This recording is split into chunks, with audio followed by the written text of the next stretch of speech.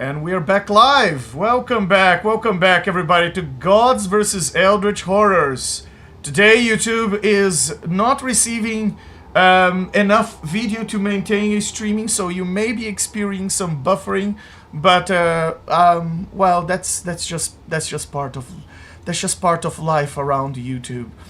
And for those of you who have never watched this campaign before, welcome to our campaign where broken D&D 2024 characters collide head-on with a Call of Cthulhu style of plot, where they are champions of gods. All of them are at mythic level, and they all aren't we all subject to existential dread? Even in the universe of D&D, the universe may keep asking a simple question: are gods actually in charge, or just the next thing in the menu? And well, season 2 follows this party of champions of gods, not demigods like in season 1. Turns out that didn't up well. That season 1 ended up being self-consumed story, to say the least.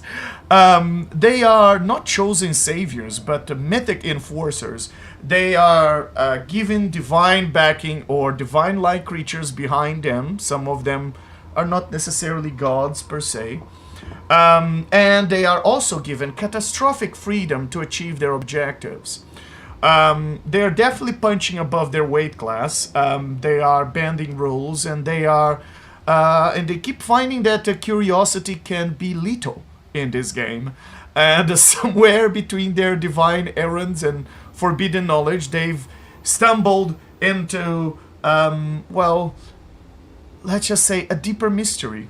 Behind the curtains of the known multiverse, they found something ancient. Something that perhaps they shouldn't have found, but now they are here and they're curious. And tonight, the bill finally comes due, as we conclude this first arc of our campaign, of our season 2. But before I go into too much details, let's meet the party. First, we have Grunge the Pious, champion of love.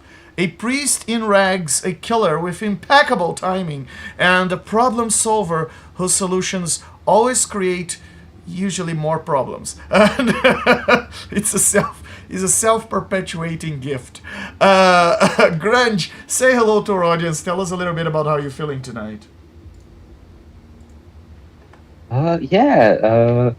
After, last time's frustrating battle.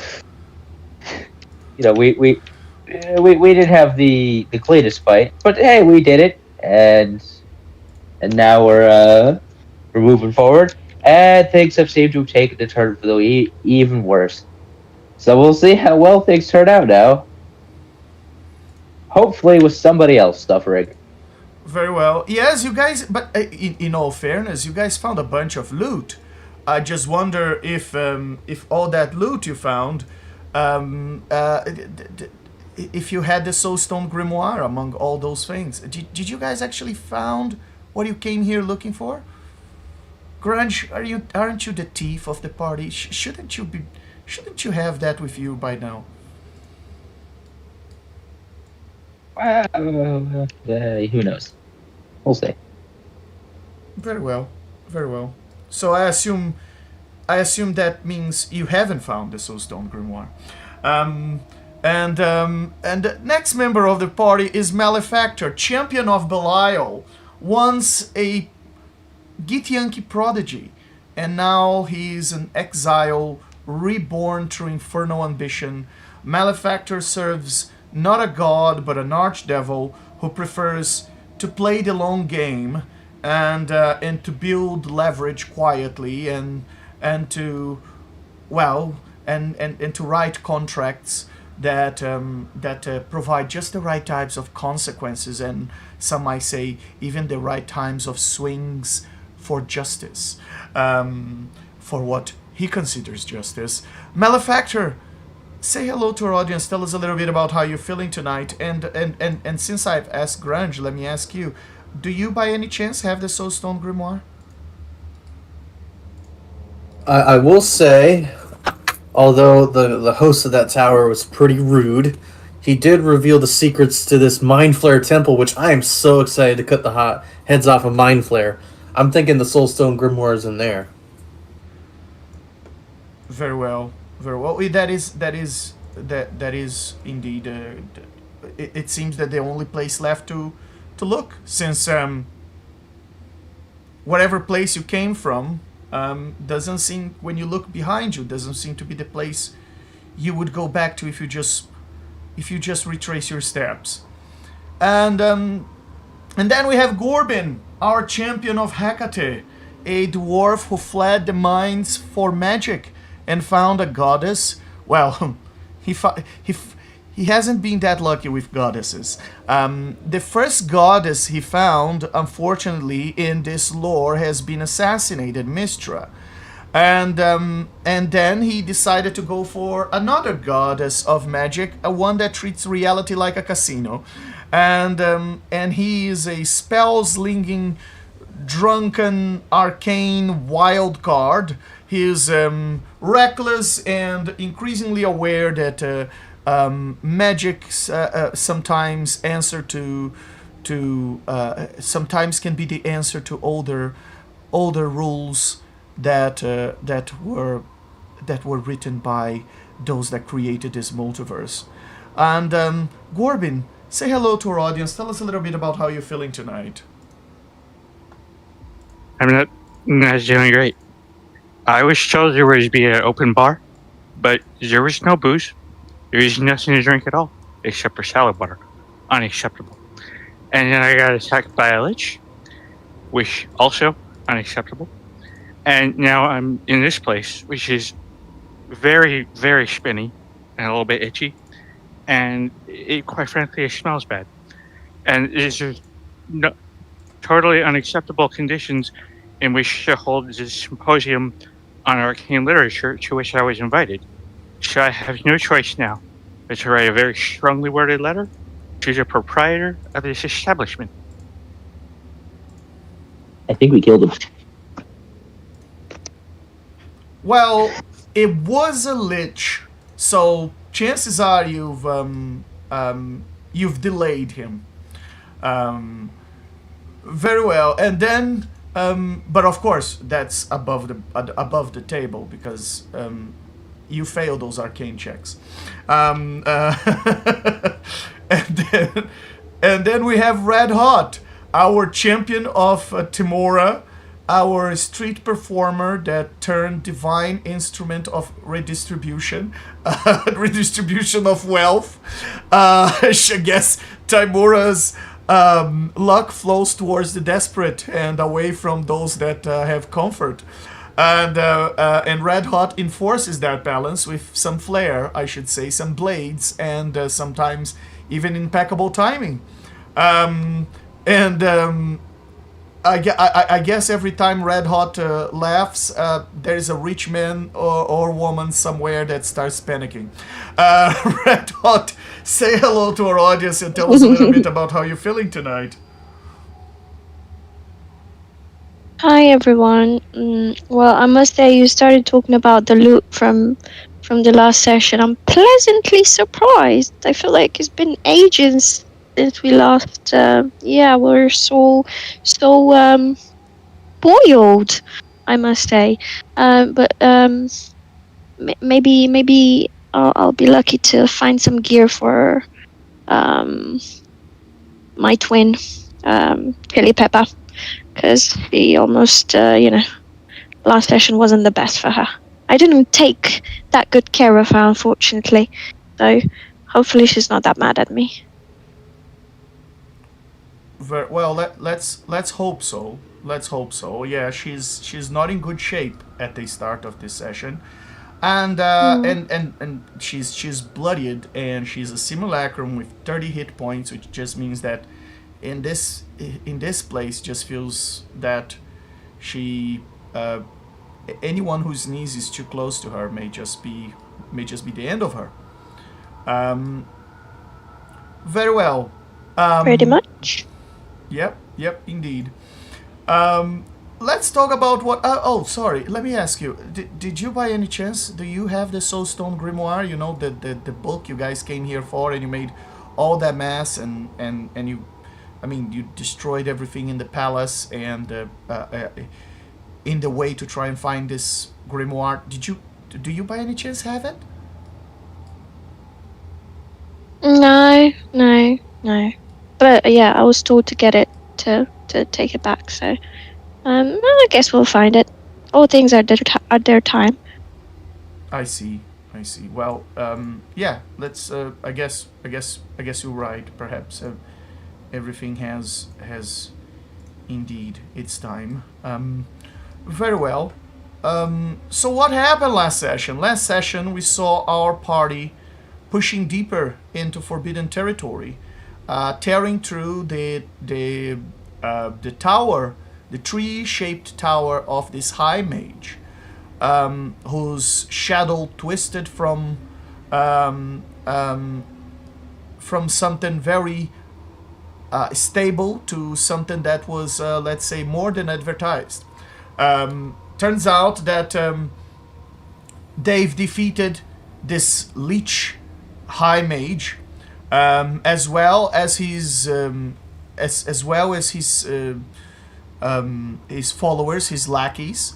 All of them apparently from the same place the malefactor came, from the Nine Hells.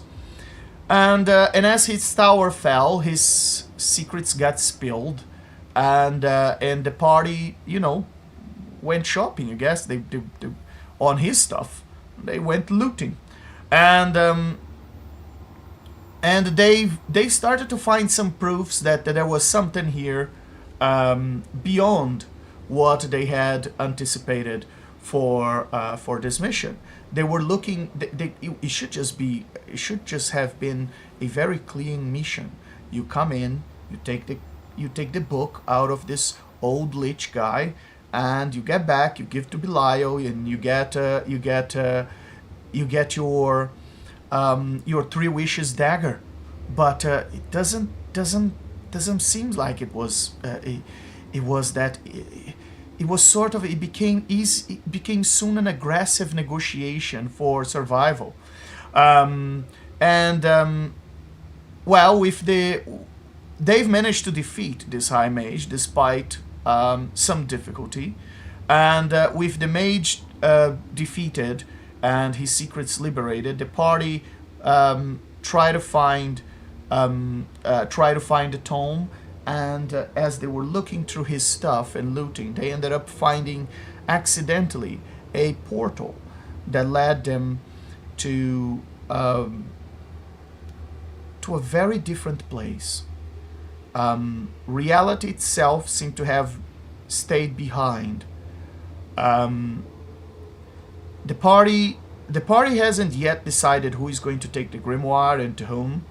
It seems that Red Hot came here with the same objective as them, but she came to retrieve the tome for Timora, while Malefactor came to retrieve the tome for Belial. Grunge, I could say he's on top of the wall. He's 50-50 between Belial and Lolth, and Gorbing. Well, Gorbing's just having a good time. Just another day in the job. He's just having his drinks while looking for this book that he's supposed to be the one expert that helps them recognize. Well, where do we stand now? The portal spit out the party into this vast cyclopean cavern, where the green stone. And let me give you a visual. Let me give our audience a visual. Where the green marble-shaped like stone takes the shape of a massive mind flayer-liking creature. This octopus head of a mind flayer descending on top of an even bigger cathedral. This seems to be inside a mountain. The place is huge. The ceiling is almost a mile high. in this place. The architecture is very strange. It seems to be ancient and abandoned. This colossal underground cathedral. The facade, as you can see, is something that seems to be swallowed by the sculpture, this green marble-looking sculpture of a head of a mind flayer. There are the jagged arches that loom like broken ribs above the entrance, and the stonework seems to twist in strange angles. Doesn't feel like a very Euclidean architecture. Your eyes, as you arrive here, ache, and if you linger for too long, looking at parts of the cathedral, it's almost as if the shapes of this architecture haven't yet decided what they want to be. Moisture drips from everywhere, constantly. Not water, but something thicker. And the air tastes metallic, stale. A little bit of almost a sting of electrical charge. As if just before a storm arrived. Whatever fate once gathered here doesn't seem to have been very prayerful, and perhaps this is a place of worship, or perhaps is something else. For all of you, your first impression as you see this is, well, you probably step into a trap, pass through a portal, and now you are in front of this old Mind Flayer cathedral. The place seems abandoned anyway, but I guess that's still to be confirmed. And on this note, let me give you guys the floor so you can, decide how you want to approach this, as the 5 of you are standing outside of this temple now. What do you want to do, guys? Wait, who's the 5th? You Red have Hot. Red Hot and Chili Pepper. Or chili pepper. That's right. Oh yeah. Simulacrum. I'm going to be busy staring at all the spoils in my bag, full of spoil. Is it Yeah, just pretty me, impressive. or is this room a lot spinnier than the last one? And also, did anybody else see the giant cuttlefish? Or am I having that dream again? No, I see it. I think it's Yeah. Mind Flayer. Yeah. It's very clearly a jellyfish. You can tell by his tentacles. But by the suction cups on them, you can see the distinct far realm Mind Flayers. Look. It's not. It's time to discuss marine anatomy, biology, whatever. Well, Are you you're also sure? you're I the almost book expert. certainly thought it was an owl. He's just looking at Gordon. So you're sure it's not an owl? I Pretty think sure. you're more drunk than Corbin. He's trying to. No, he's just trying to mess with Corbin. He knows it's not an owl. Are you sure? Might be an owl. Look at the feathers. It could possibly be a crab. No, but no, no. I'm not It's a an seagull. expert.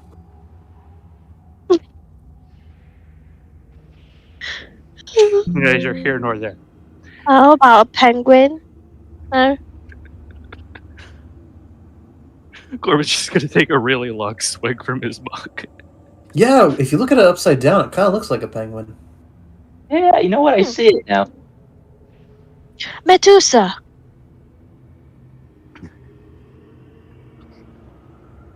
Legend. Alright, Last guys. time, if memory serves, you mentioned that that we felt like disconnected from our deities in this place, or something to that effect. Yes, you feel strangely distant from your magic. as if you were as if your magic was your connection to your source of magic was spreaded really thin.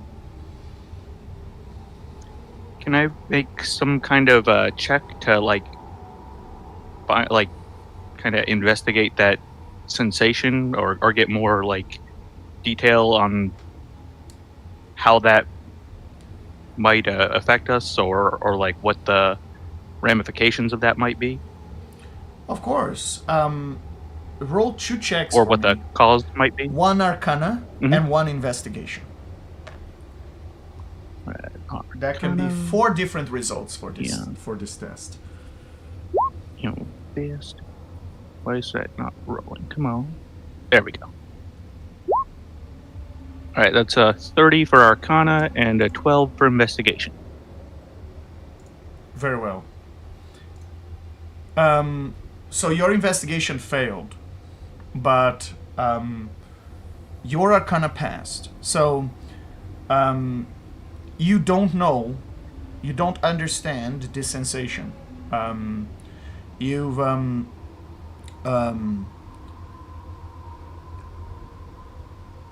You think you have felt that before, but you can't remember when.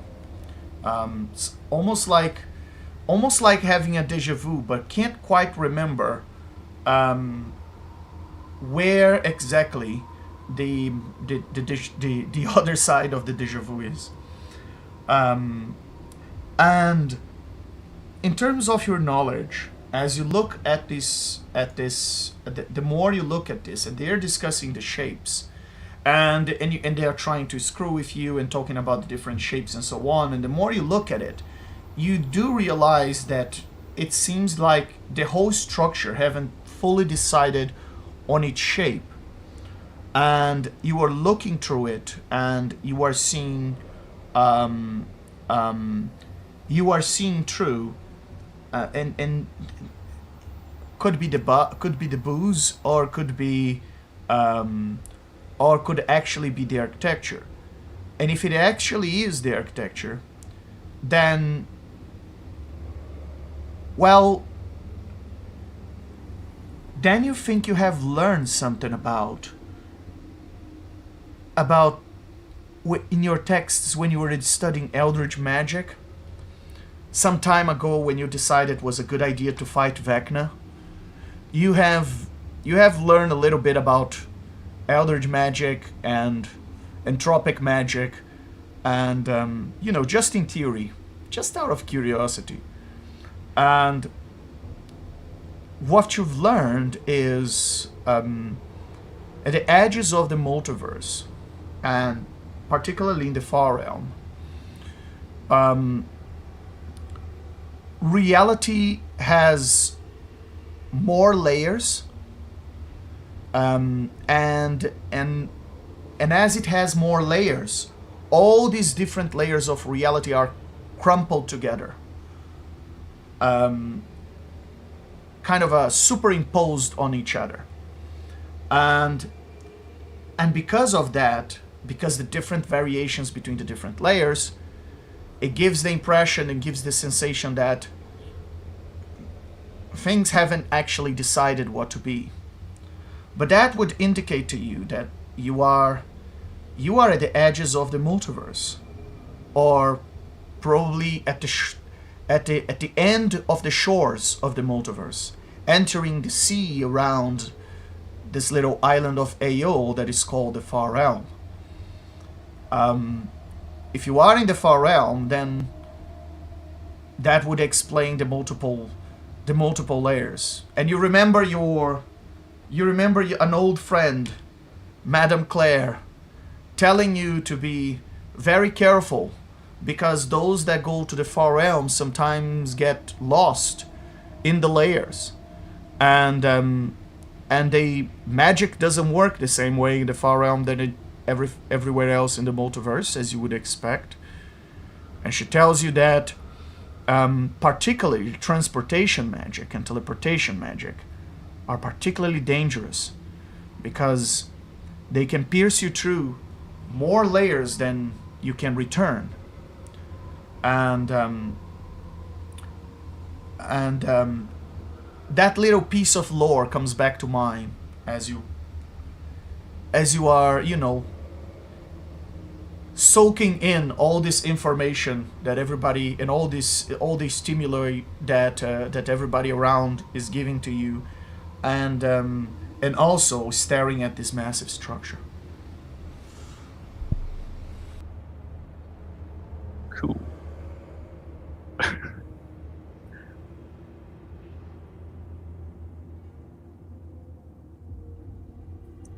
He's gonna take a look around at the party and assess, or attempt to assess who seems to be in the most injured at the moment. I mean, aside from Chili Pepper, who I think is almost dead. Yeah. But he's already tried to heal her, and it did not work. Yes, unfortunately, simulacrums are not that easy to heal.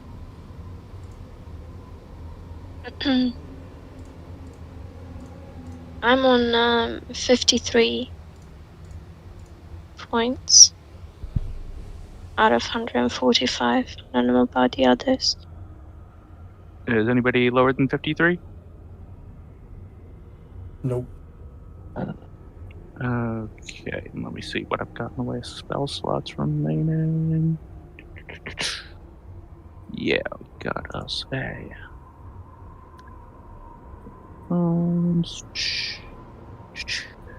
Alright, so he's gonna look to Red Hot, thunk his fingers in his mug, flick ale at her, and go, feel better. You're looking a bit rough.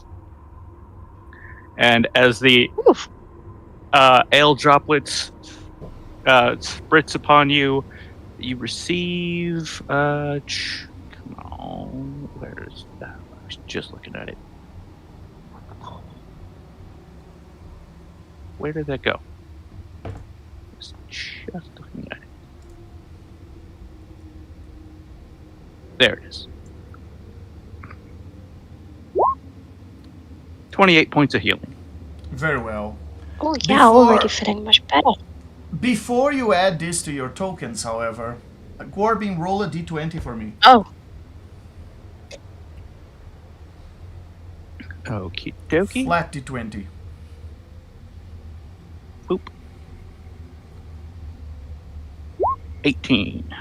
Very well. You do feel the healing from Gorbin,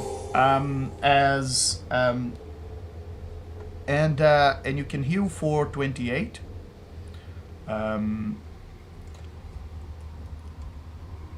That puts you at 96 Red Hot. Is that correct? No, 81. What did you have on your side in terms of hit points? I had 53. What did you have? 53. Very well. 81. I may have outdated. Very well. So you're. Did you have more? Oh no, I don't think we do. Very well. You have. You are at 81. Grunge is at 51. Malefactor 110. Is that correct? And Gorbin 132. Oh my, Grunge. And So you're like, what, 51? 51, yes. And Chili Pepper has 1 hit point left. Oh, you didn't say anything. Yeah. Not bad. Yeah, I don't know what my HP was. My sheet does not have it on it for some reason. Must have reset for whatever reason. I blame D&D Beyond for being D&D Beyond. Very well. I think that's a fair blaming. And particularly lately, as it hasn't been that reliable as we would like. Very well. The healing from Gorbin doesn't feel. May I ask? Doesn't why feel don't- as the usual healing. It feels cold.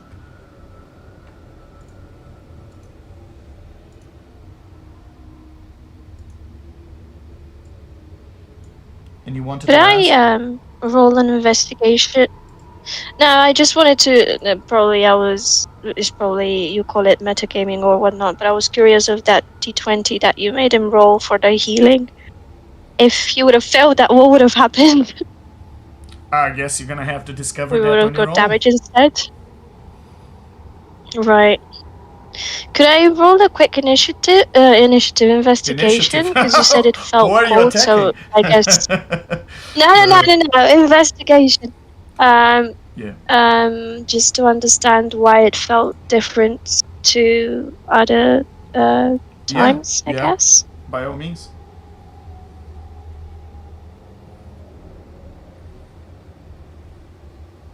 A 23. Very well. I'm not seeing your rolls in Roll20, by the way. It's only capturing the score. Okay. Very well. As you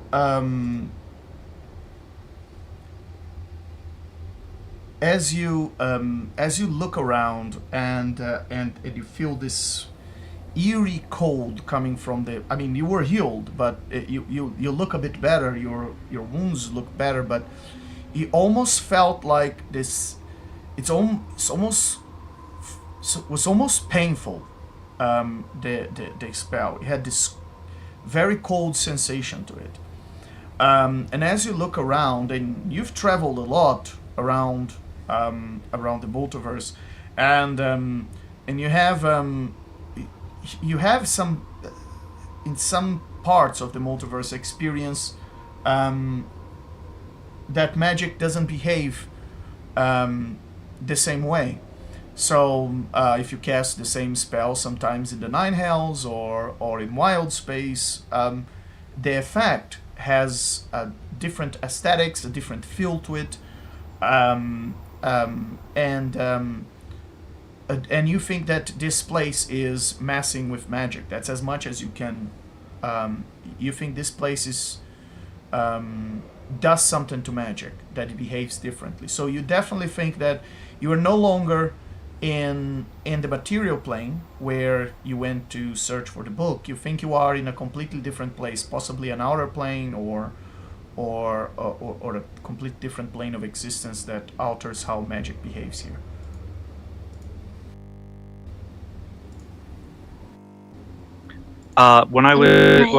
When Corbin was casting the spell, would he have noticed any difference on from his end of casting? No, from your end, the spell felt a bit sluggish to cast, but no special sensation. It just felt like it was. Gotcha. It almost didn't want to come out. All right. Then he's gonna go ahead and cast that again. This time at Grunge. Grunge is the one that's at 51, right? 51, correct. Yeah. All right. So once again, dips his fingers in his ale, flicks them in Grunge's general direction, and shouts, "You two, blurry shadow guy, you feel better." And boop. And roll that flat d20 for me again.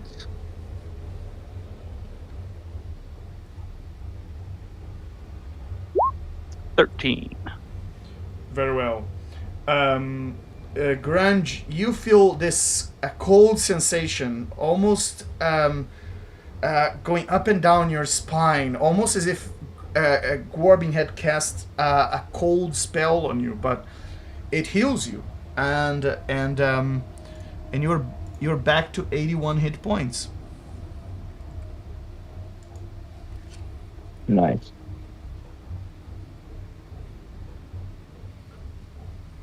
That's right. I'm just healing everybody back to 81 and no higher. That's my rule.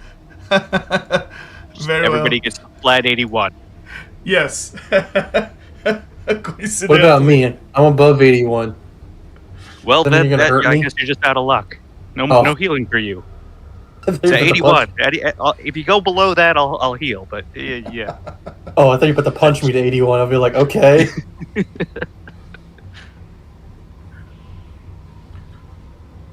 Very well. So what's the plan? Now that you've been staring at this structure and you look behind you and you don't think you have company around Can we here. go back? The portal to which you crossed through seemed to have been a one-way portal, because when you look behind you, all you see is the dark tunnel of this cave, which is definitely not the place where you came from. Oh no. So we can't even go back, Corbin's gonna go and investigate that. He's just gonna kind of stumble drunkenly back toward where the portal would have been, and just start sticking his shield at it, at the space. Just kind of waving his shield arm through the air, Very well. As testing you, to see if there's I'll anything follow. there. and suddenly, Malefactor and Grunge, you see that Gorbin and Red Hot are in a dancing mood, and they just start to dance and poke the air around them. Can I insight to see if they are under the influence of nothing normal? Yeah. Corbin go is ahead. definitely under the influence. Corbin is always under the influence. Go ahead.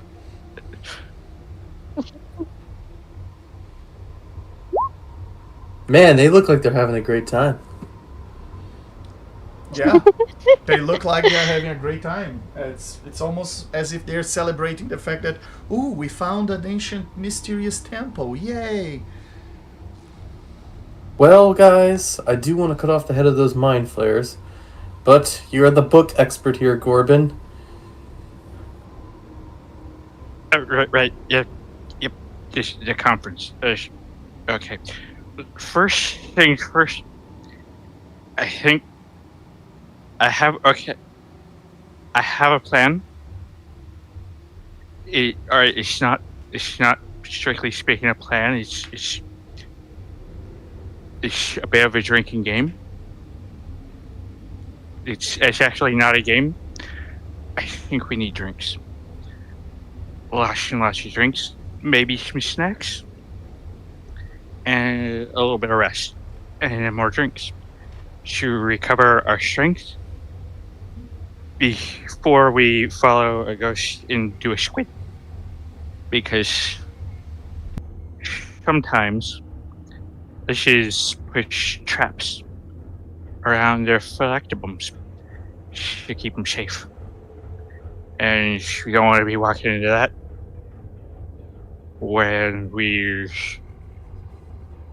in bad shape. Yeah, I could use some rest. Sadly, I wouldn't be able to get drunk off the drinks, but yeah, some drinks would be nice.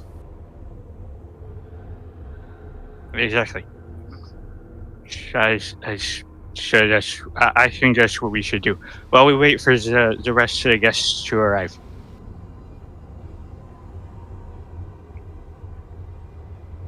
The rest? Yeah, it's just for the conference. Where is Grunge in this?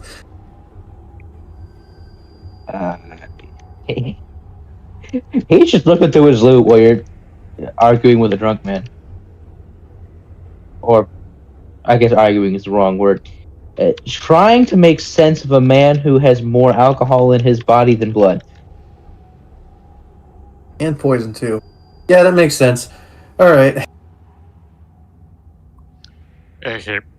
This is totally unacceptable accommodations, but I have a thing. I have a thing for that. It's gonna take a little time. Just wait here. And with that, Corbin is going to cast Temple of the Gods.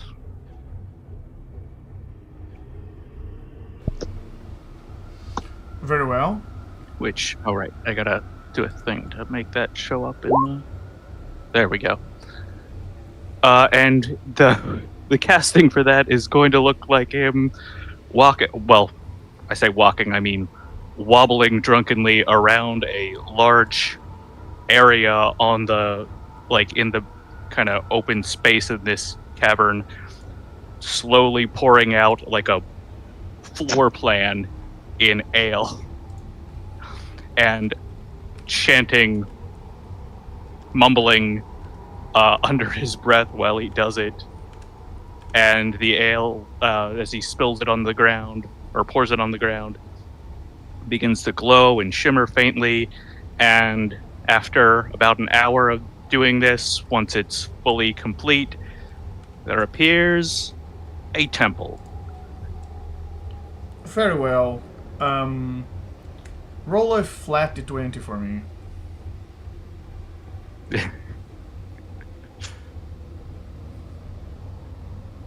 Oh, nat 20. I hope that's good in this case. Very well. You can describe how this temple looks like. All right. So upon entering the temple, it is made of stone, with high vaulted ceilings, and it appears to be overgrown with ivy and vegetation. It feels almost like a secluded, enchanted glade, but like inside of a stone temple.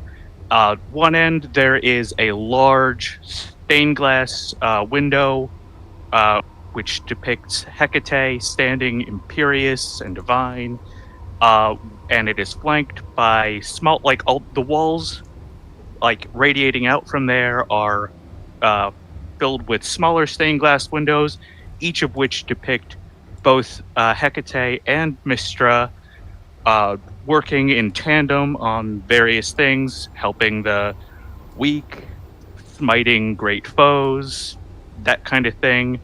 The walls, where there would be pews, where one might expect to see pews in like a normal church, there are instead these like stone slabs that are roughly bed-sized and covered in very thick, very soft, spongy moss. And next to each bed, there is a small table atop which sits a very large keg with a spigot. And next to each keg, there are several wooden flagons of considerable size. The entire space is bathed in kind of what appears to be sort of ethereal moonlight that shines through the stained glass windows. So the entire space is bathed in, is considered dim light for game purposes. Very nice. Very nice. Wow. And it Gorgeous. smells fantastic. Very fragrant. And it smells fantastic as well. Wow. What a nice change of pace for the rest of the party. You are as you are welcomed into Gorbin's secret, wonderful, paradise-looking like temple. And as you all enter this place, Gorbin, I have to say, it feels relaxing and welcoming, and but I have to say the depiction of Hecate helping the poor, it's let's not discuss what you would really be doing, which is teaching them to gamble and and placing bets. I didn't say what you was helping them to do. I didn't say what you was helping them to do. But just that she was helping. And as you enter this temple, you realize that this is perhaps a place of worship for Gorbin, but also a place to relax and get drunk. In here, you can potentially take a long rest. When you come out of the temple, you come out to the same place where you came from. Gorbin, something particularly strange happened to you, and you've noticed as you cast this, you feel drained, more drained than usual. it gives you a level of tiredness as you cast this spell. It created, the spell had the exact effect that you described, but on you wouldn't expect to have such a toll. So now that you are all inside this nice temple, what are you guys doing? Anything you would like to declare? Or are you just, taking the time for a nap? Yeah, well, right up. I've got some. I can refill my poison. I can. Let's see, what else would be good? I can drink. Nice long rest. That healing. Very well. Immediately upon entering, Gorbin's gonna welcome them all and say, "All right, you guys, just make yourselves at home. I gotta go talk to Hecate." And he's gonna stagger and stumble his way over to the small altar that is in front of that central stained glass window, and kind of sit on the altar and just start kind of praying / rambling in the general direction of the stained glass window while drinking heavily. Very well. Roll religion for me. I will recast my sim. Oh, sorry. Sorry, what was that? No, go ahead. Wait, Legend, what was it you wanted me to roll? Religion. Religion. No, come on, why is that not? There we go. 33. Very well. Nice. As you are praying to Hecate, you immediately realize, as you have the sensation, that you are praying into a void. She can't hear you.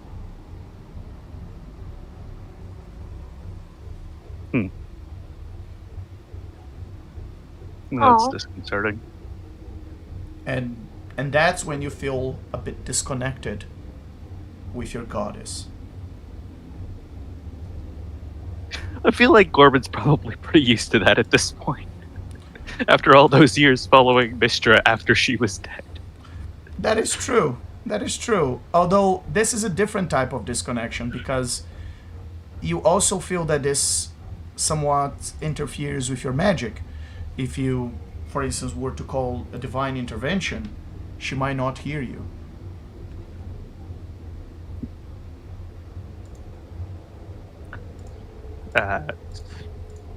That's a bummer. Okay. I know what I must do then. Legend, can I take my immovable rods in my tent, fix them in place, and make my own makeshift hammock in the middle of the air? By all means, yes. It looks like I'm floating a foot off the ground, with the tent tied between two immovable rods. So that is a new piece of decoration. As Malefactor immediately finds a place to sleep. Must be nice, just carrying a hammock around with two immovable rods. Now, this is a good use of two immovable rods. Although some may argue. Very well. So I assume you're all... and then, what were you saying? Red Hot? What were you saying? Yeah, I'll recast the Malacrum and take a long rest. So casting Simulacrum requires 12 hours. And the long rest would be 8 hours. So you would spend at least 20 hours here instead of 8. The spell lasts for 24 Oh, okay. hours. So then can I repair it? You do have it. So yeah, so for you to repair it, you need to spend components worth 100 GP per hit point restored. So yes, you can. How much gold do you have with you?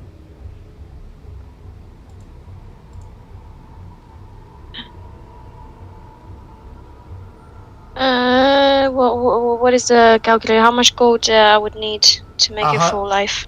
100 gold pieces per hit point. But I want to remind you, you just came out of a place that was full of gold. There was a chest full of gold, more than you guys could carry, and but the only one who actually grabbed some of that coin was Grunge, if I recollect. No, I did too. No, I wasn't the only one. I grabbed a little bit and like some of the Wait, stuff, like the I art thought stuff. everyone got. We didn't grab everything. No, you didn't. I'll let you guys you, figure it out. I only Okay. You didn't. You wouldn't be able to carry. There was more coin that you could carry. So I only grabbed like Okay. 10,000 GP and like 7 items. I'm currently rich as balls. I will loan you some money. Wait, because how much would it be? So her maximum hit point is half of your hit points. So her maximum So is 70. Yeah, 73. So your maximum is 145. Okay. So she would be maximum 73, which would be 72. 72 hit points because she only has- 7,200 gold. Yes. Is it me, or do I just have 54 gold? Am I right in saying that? It seems that way. 1 second. Wow. Wow. It No, seems that's- you may that's have You mean I missed didn't your- grab any? No, I think D&D Beyond's acting up because my gold has disappeared too. I think that's just that's D&D Beyond. Okay, You so- probably had more than that. Yeah. No, I have 0 gold, and I should have had like 8,000 platinum or something. I still got my gold, thankfully. Mine's deleted itself for no reason. Where's my money? I remember getting an exceptional amount of money. Did you like put it in a separate bag or something that might be? Yeah, no, I put it into my bag of holding, and now it is not in the bag of holding. Oh, okay. That's probably. D&D Beyond has been D&D Beyond and has deleted my money. Now, 1 second. Let me go check the chat logs because it might have been written in here somewhere how much money was left. So let me just.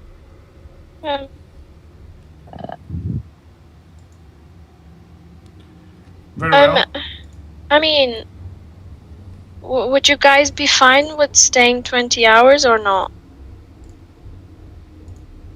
Just above the table, I'm Do going you to say think that it would Corbin make a is difference? definitely on board with that.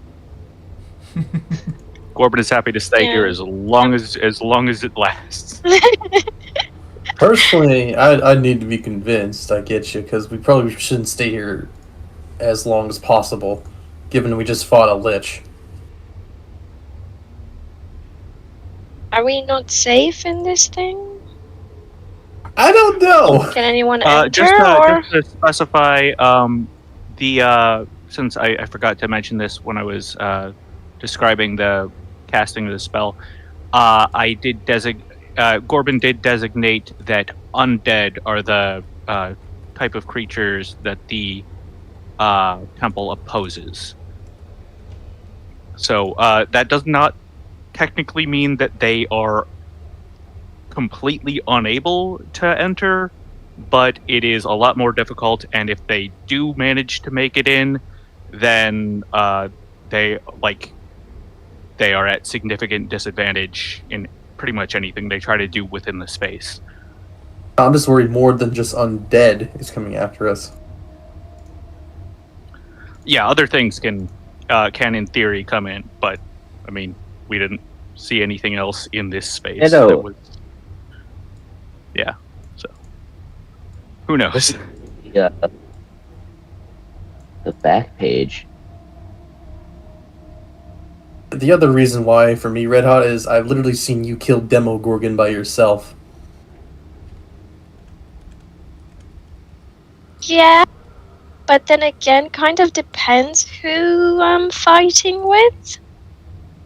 Because you see, I was quite I can't remember who we fought last time, but kind of screwed up with my simulacrum and myself. Almost died. So, it's kind of a gamble. Because I need to be next to it as well when I'm hitting. So, yeah, I don't know. What you are saying there that you in were a these glass cannon.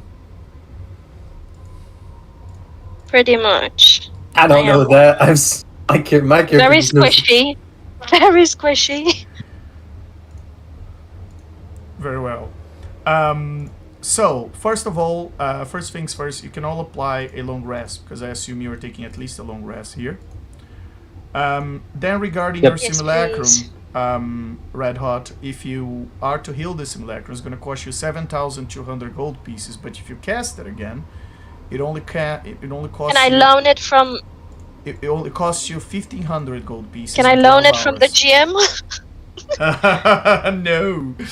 And I need to go find how much money I'm. I went back into the record. But yeah, it seems that Grunge, you were the one who actually took coin. The other ones have taken items that are worthy quite a lot of coin. But it seems that No, I No, had I- like absolute like tragic amount of platinum.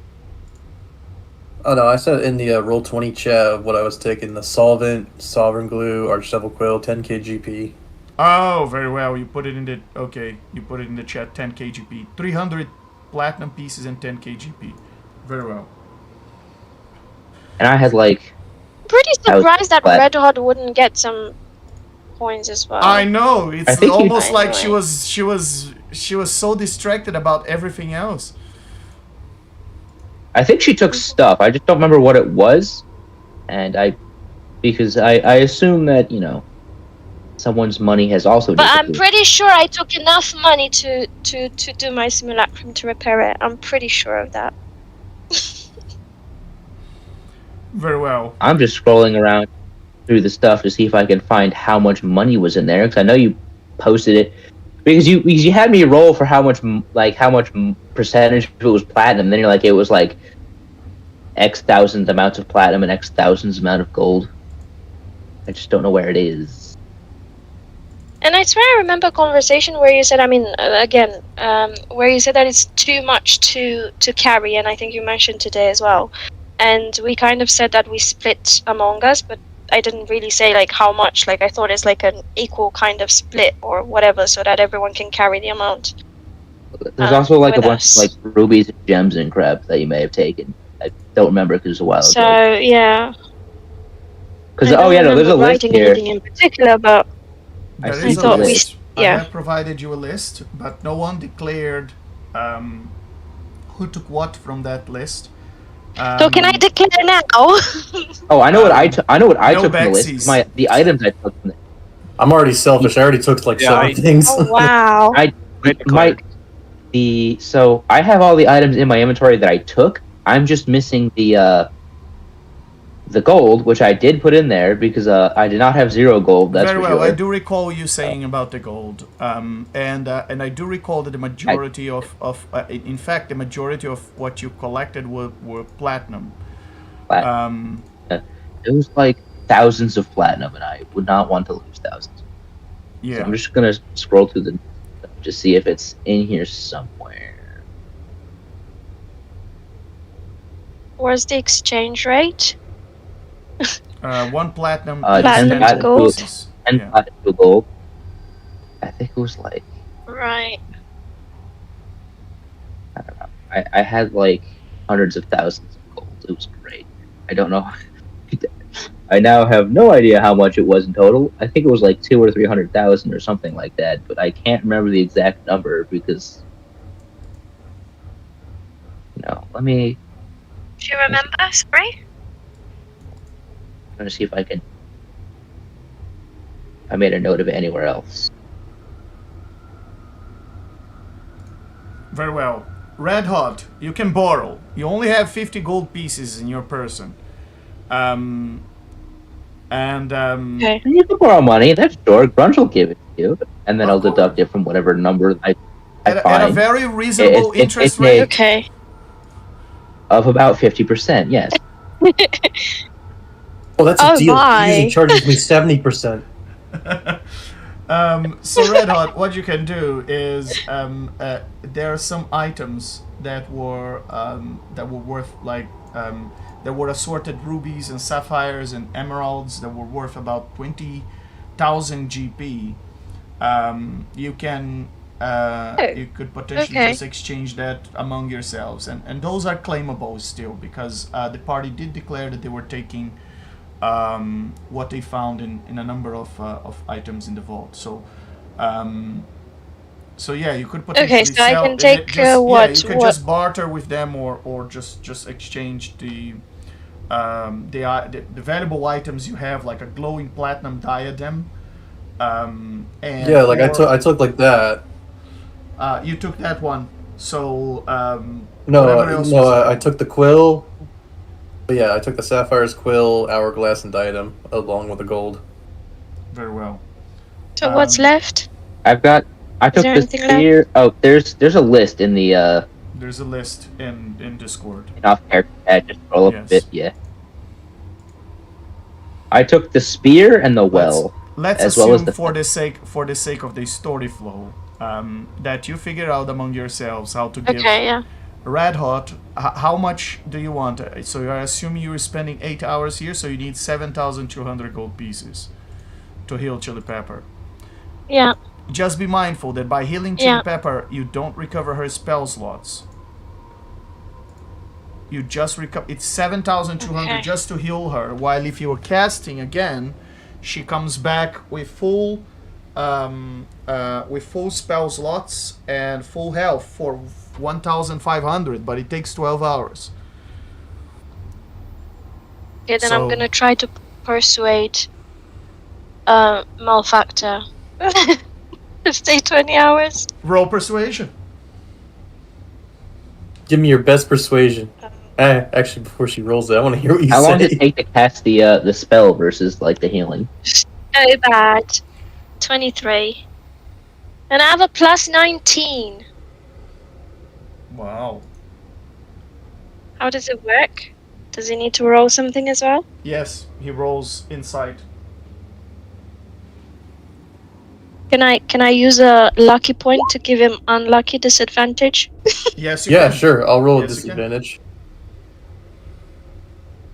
Yes, please. It looks like you don't need to, though. Yeah, that's you already fine then. You already rolled with disadvantage. It would be, in any case, even with advantage or disadvantage, you've managed to persuade him. Okay. I see. It would be good to have two of you that could kill anything. Yeah, definitely. And two that are full shape, full power. Very well. All so right, with well, so with that, while you guys take a long rest and spend 20 hours here, sharing the place with Gorbing and reflecting on your life choices, anything specific you would like to declare that your characters would be doing, in relation to, for instance, thinking what if, or planning contingencies, or something like that. I will put that question out there, and I'll give you guys between 10 and 15 minutes as we go on a quick bio break, everybody, and we'll be right back right after these commercials. And you guys can figure out in this 10-15 minutes if there's anything you want to do while in this safe and secure place before heading out there.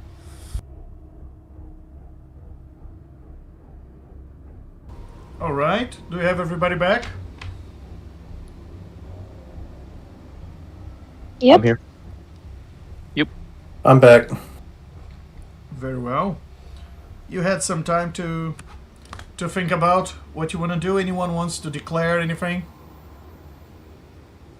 Yeah, just to double check. We've had more than enough time to like swap attunement on items, right? Yes, you had, yes. Okay, then Many I items. am swapping out my Rod of Resurrection for my Spellguard Shield in terms of attunement. Very well. Okay. Anyone wants to declare anything else? Yep, I'm going to spend $50 and gain all my poison back. Very well. Don't ask me why. It just says it says you can spend 50 GP and regain poison after an hour. Very well. I magically turn gold into poison. You do. You are an alchemist. That's what an alchemist kit is for. And then Malefactor, Red Hot, anything you would like to declare? Well, after I decided to rest, I decided to practice some new moves, hinting towards that macro, just trying to figure it out. You know what I mean? Like thinking, oh, I could do this in theory. Very well. Practice my weapon swing and my impaling. Okay. Very good. Well, you come out of your temple of the gods. Red Hot, did you want to declare something? Sorry, before I... No. Alright, so you come out of the nice temple of Hecate, where you took a 20 hours last minute holiday, and a little dayscape out of the Far Realm town, and you decided, and then you were back into this place, looking at the same very structure you were before, going through the same very sensations you had before, and the first sensation you have, as a reminder that you're no longer back in the temple, is roll a sanity check for me, please.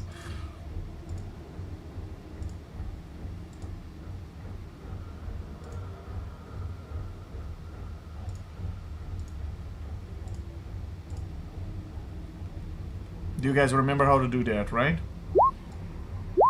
Oh yeah, I have +4 because I went up. Yep, nope, 8. Malefactor. Could you please remind me? Do I roll a d20? Yes, I you. have In 28, your case, so it's D20 +4. Red Hot. And yes, Grunge, you were saying? I think I have 28, which is like Yeah. uh, Which is a +7.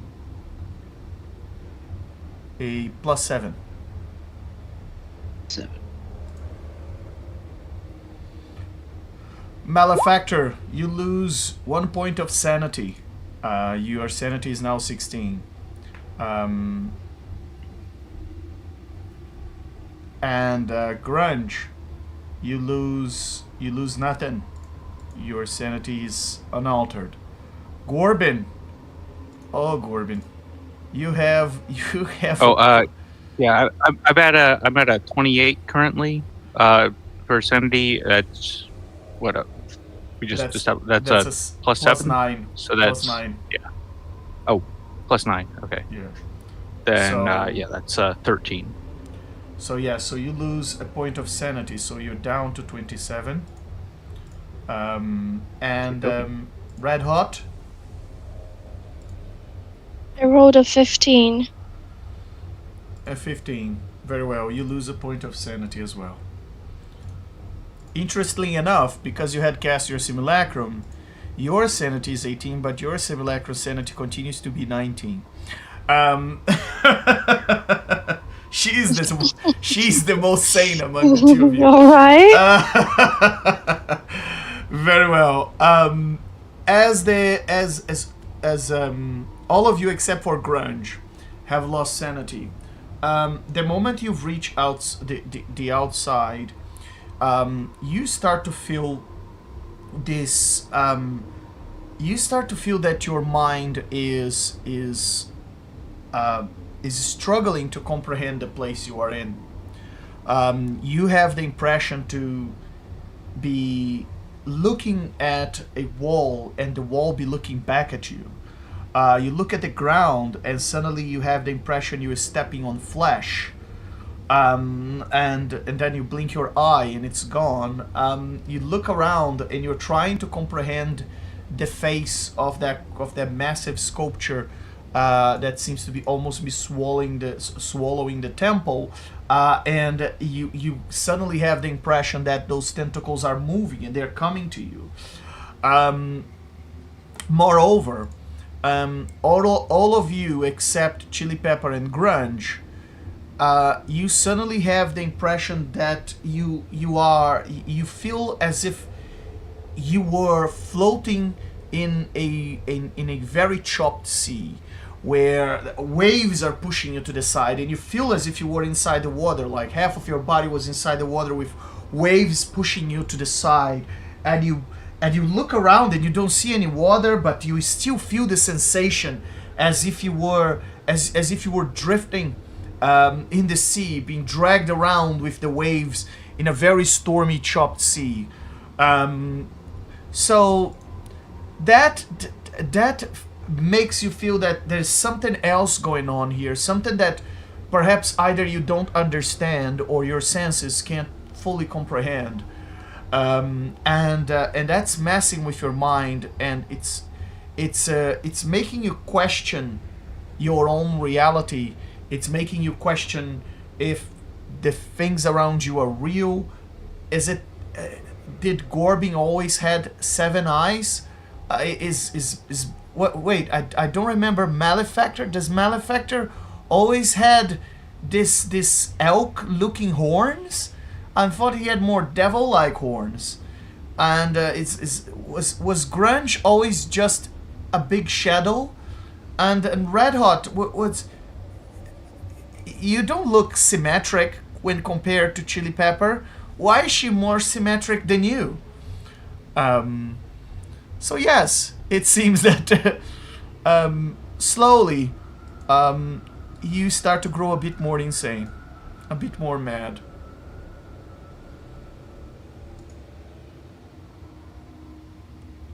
I forget how spinning this room is.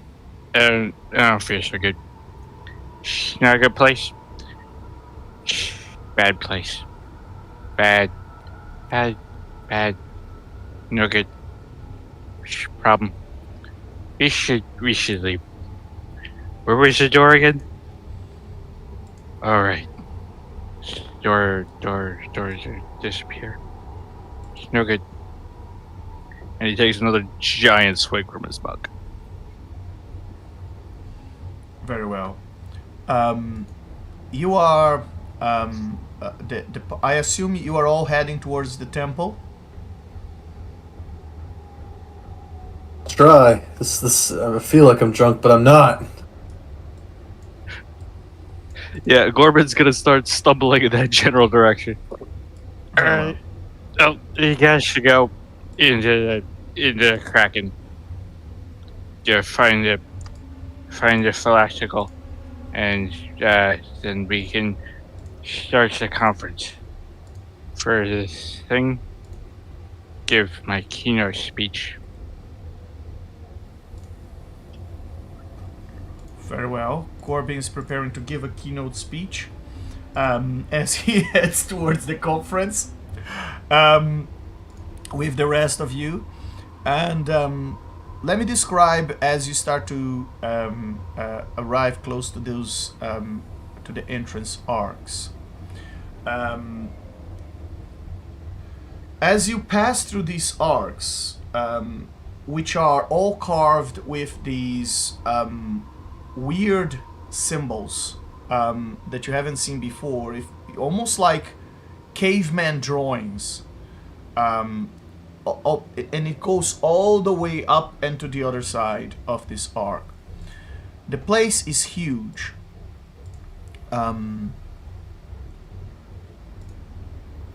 You look up and you can barely see the ceiling. As you step on the ground, you see that the ground is a bit squishy. It's a bit fleshy-like. You see the signs of what seems to be dry blood right above your footsteps. The interior is very vast, and the first thing you notice are these 6 massive pillars that 3 on each side of you. As soon as Roll20 loads them, each carved with all sorts of layered geometric patterns. As you try to make a sense of them, they seem to not quite settle in a single shape. Circles become spirals, spirals fracture into different sigils, and the longer you stare, the more convinced you are that a stone is subtly rearranging itself. The floor, colored with dry blood, cracked and veined like old scars, the consistency of a spongy-like flesh. As you step, you can hear the squishy sound of your feet squeezing the floor. You've noticed that there are these channels that cut into what seems to be this fleshy floor, and they seem to be carrying this slow-moving brine that glows faintly. As you look ahead of you in this chamber, you've noticed that the dry blood leads to a massive altar, and the trail of dry blood leads to an altar that is covered in the same pattern. At the heart of the cathedral, where right behind this altar, you see something colossal. You can barely see from here, but seems to be the tentacles of something huge. So,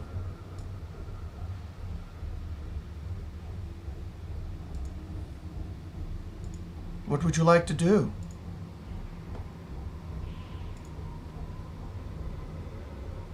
Can I, like, go to the side and try to, like, sneak up behind this little pillar? Very well. You can move freely. You're out of initiative. And I'll jump over the brine and be like, with my athlete feet. And I'll come up to here as I hide behind this. Very well. You've noticed that beyond those pillars there are a couple of ziggurats on the ground, the size of small huts. And in those ziggurats, the top of them turn into a tube-like structure that goes all the way up to the ceiling. As the more you look at it, the less you understand its shape. As I look away, can I, like, touch this? What do I feel as I touch this pillar? Sharp, jagged stone. Reminds me of home a little bit.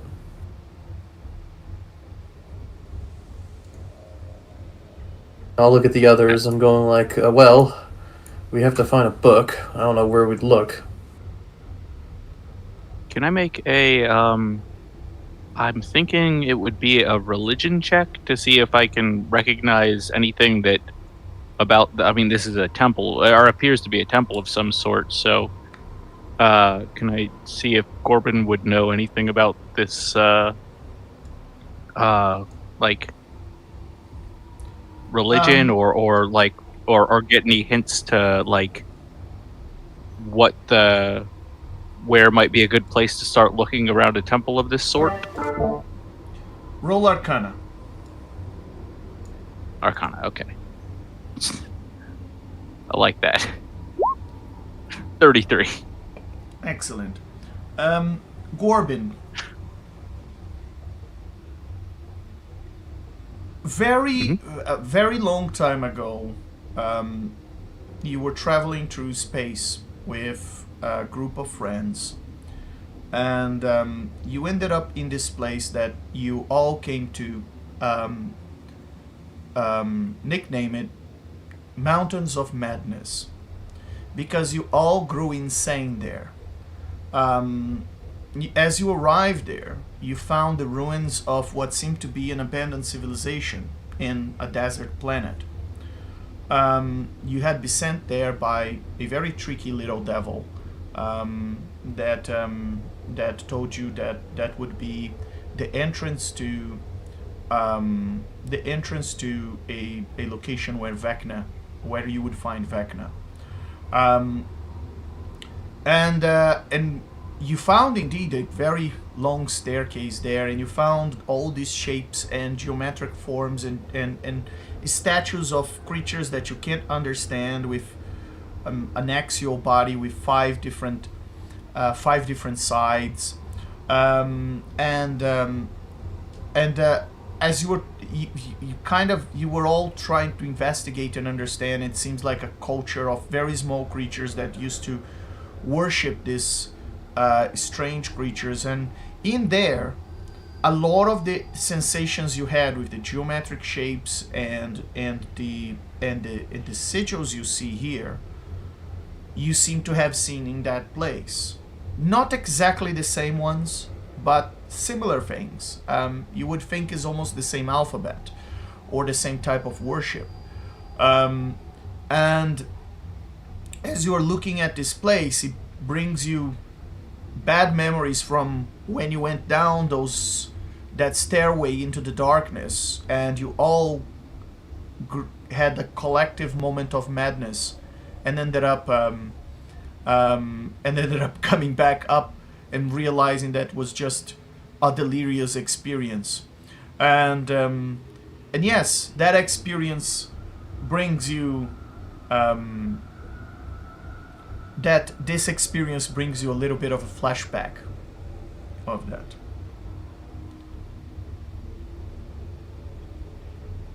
Okie dokie.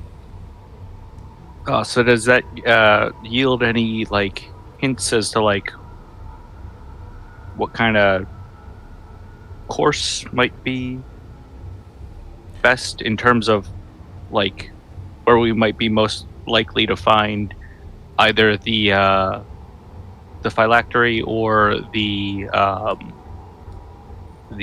book that we're looking for? No, it doesn't tell you. Okay. It doesn't give you any tips about the phylactery or the book. All it shows you is that it seems that that experience you had in the past and this one now, they share this worship for apparently something, and you are in a place that clearly have been the crime scene of a very bloody ritual, and you are as you look around in this very eerie temple, you do gather the impression that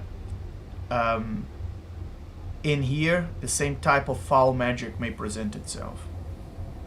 And the last time, coincidentally, you experienced this sensation, you were at the edges of the multiverse.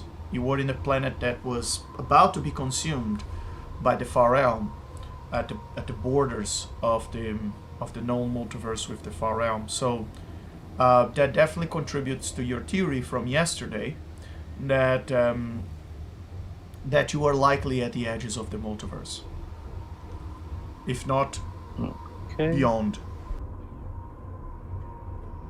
Alrighty, he is going to start to stumble his way forward a bit.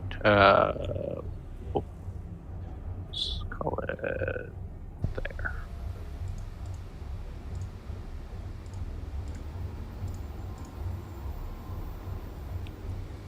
Very well.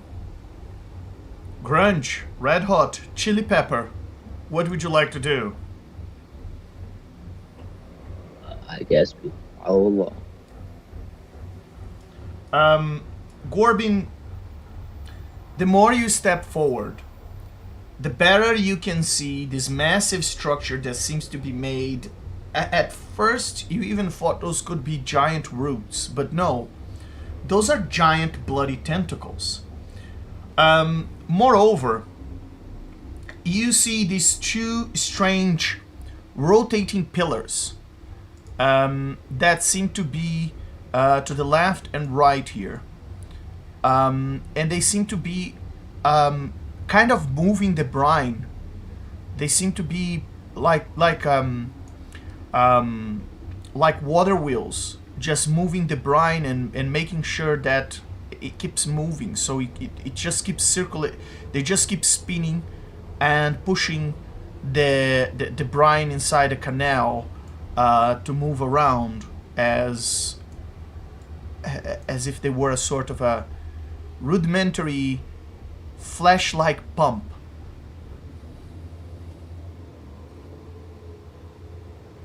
Why is everything just keep getting spinnier and spinnier? This place is the worst. Don't like it. No good.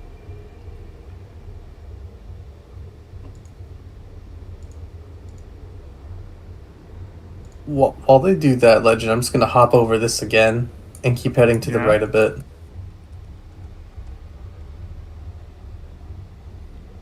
Very well. And I'm going to try to hop over again. Boop. Okay. What's this wall over here? So, that is the wall of the cathedral. So, as you get there, you see the walls seem to have been carved by, as if massive claws had carved the inside of this cathedral, and the walls seem to have been seem to be shaped as if these massive claws have just carved the stone.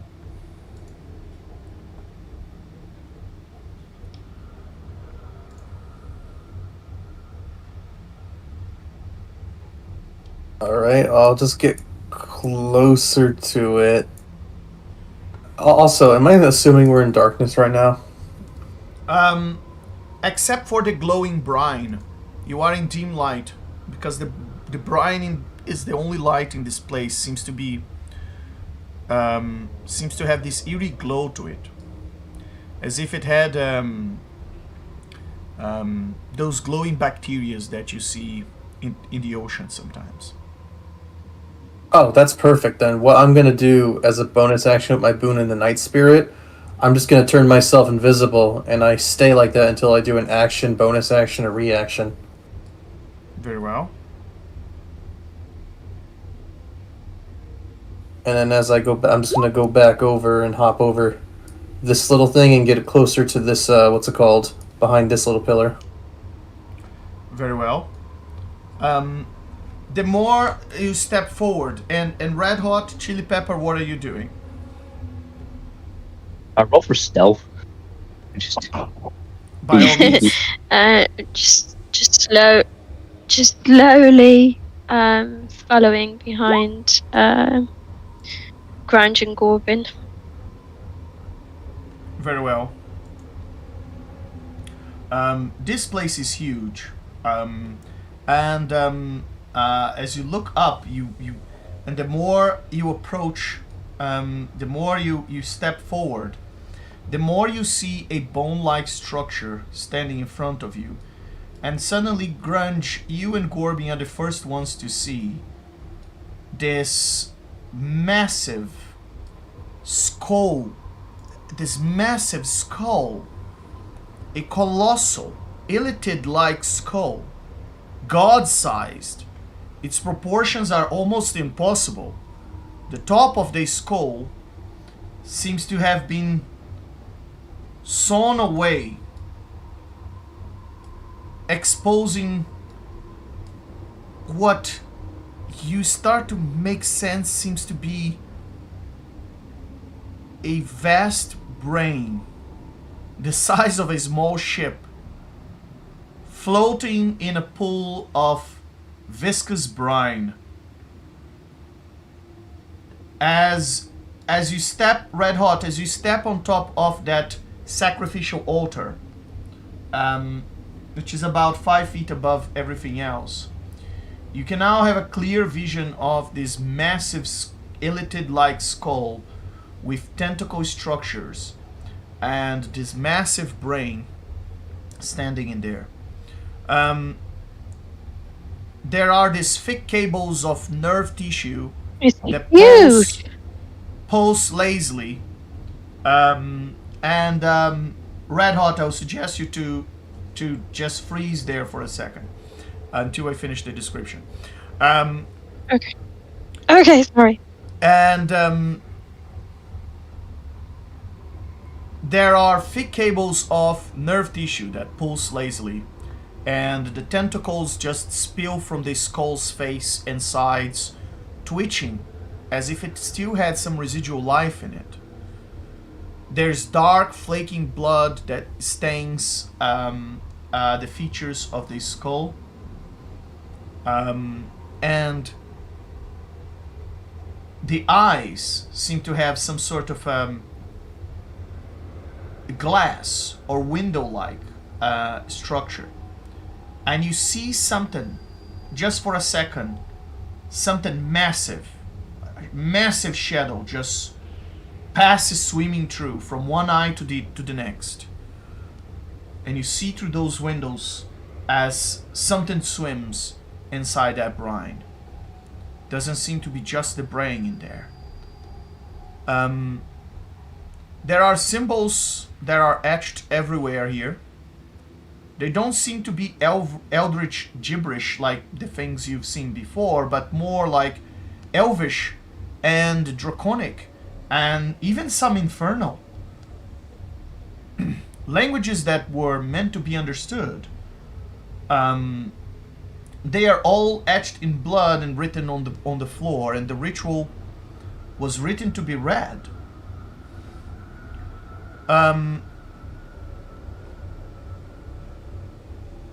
You see, Red Hot, in front of you, suddenly this layer of fabric, it starts to lift from the ground, slowly, from in between the tentacles. And out of these tentacles, you see a humanoid-shaped creature stepping out. The humanoid seems to be wearing a mask and a robe, like a cultist's robe. It's carrying a staff and some scrolls that seem to be made of the same paper you found in the library, Corbin.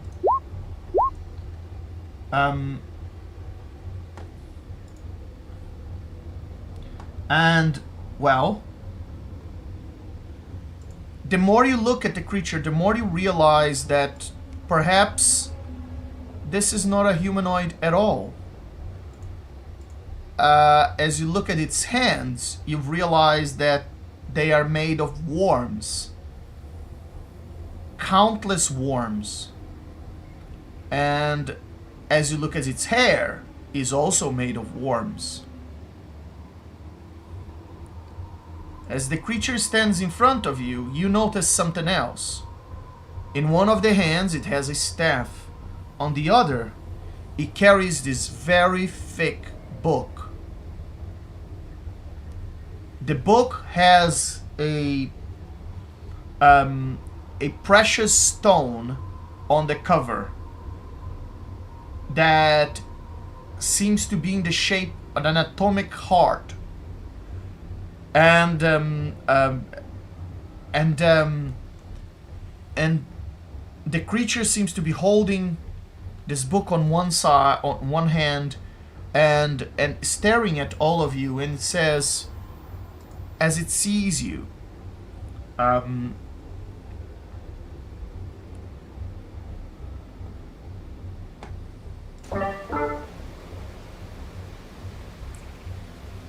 interesting. Are you all new? Or are you here to finish what he has started?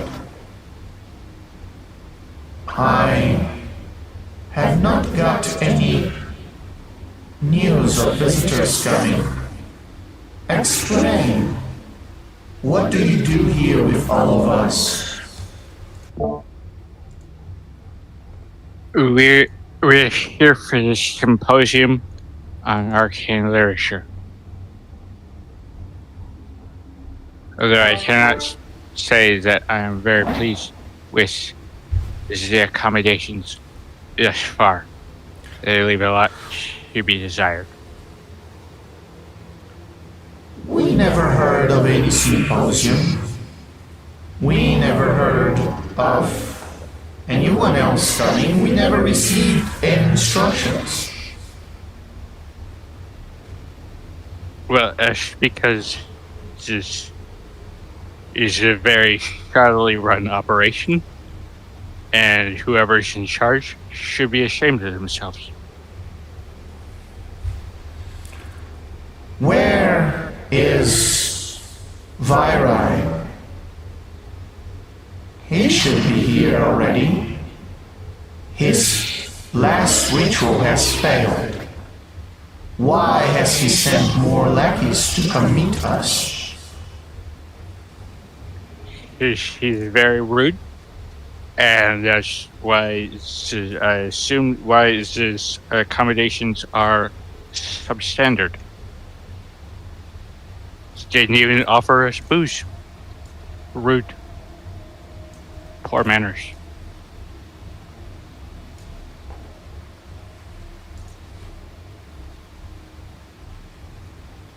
Do I need to roll deception for this? Because I think Corbin might actually just genuinely think that that's what happened. By all means, do roll.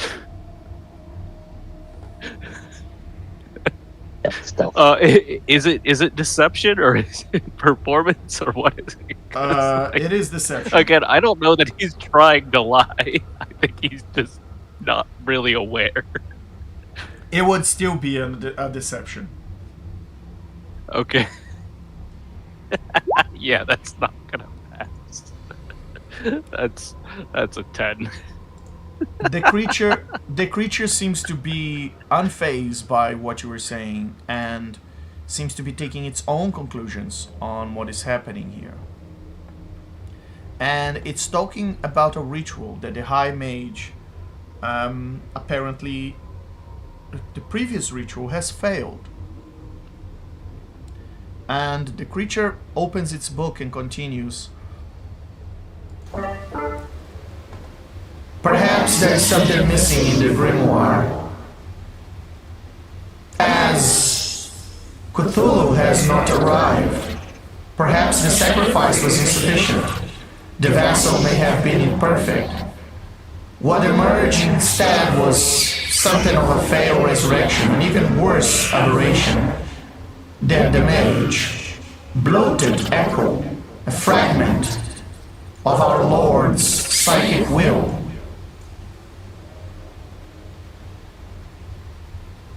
That's rough. I hate when that happens. It's the worst. You try to do a thing, and it goes all sideways, and then you end up with just sauce everywhere. Try just hot spills over, and it's just a mess all over the place. I feel what you're going through. It's no good. It's no good.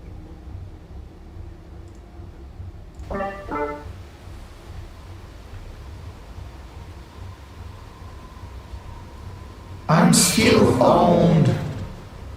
We are still owned an explanation.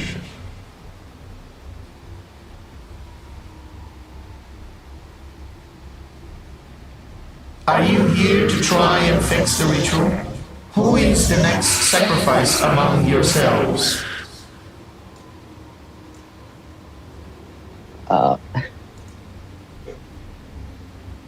Out of character. Is it okay if I just shoot this guy? Is that what you would do? Because I'm for whatever decision you make. Because that's obviously the book we want. And so I'd say just shoot him and take it, but I don't want to, like, you know, ruin anybody who's planning to, like, talk to this, whatever it is, creepy guy. I mean, Do? sorry, go ahead. for it. I'll let you go first. Oh, I was just gonna say that, like, Gorman's happy to sit here and ramble at this thing for as long as it'll let him, but, like, I don't expect that to go anywhere productive. So by all means, feel free as Because the at options least are- on my account. I don't think he's You can alone. steal the letting you say book that. or just shoot the guy. You can, but I don't think he's the only one here. My instincts tell me that. Yeah, but I mean, we've got the whole party this time. If combat starts, the chances of something beating us is not as good Oh, as We it are was at last time. full strength. Oh, I don't see you guys, but yeah, we are all here.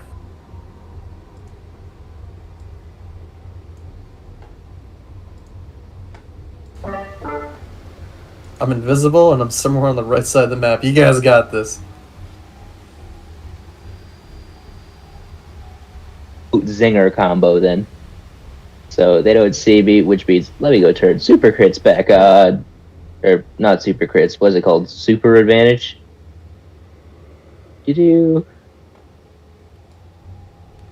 super advantage. So your response is Alright, to I attack rolled. the creature? That's clearly the book we want. I'm just gonna shoot him in the head. Very well. How are you shooting the creature in the head? Crossbow. The question is, I'm technically still in stealth, so I assume I What have. do you mean Well, by I already you're have still in advantage on it. stealth? Are you invisible? What? Well, no, I rolled stealth and I stuck him along the side. I don't know if they rolled against my stealth. Very well, but saving. you're standing right there in front of the creature. Oh, is there not like this tentacle here that I'm hiding behind? It Or does. has that It tentacle doesn't really make you short? invisible. No. It is not. It is not like a small wall. No. Okay, in that case, just I guess surprise dunk Very for well. 3 damage. Go ahead. Roll your attack.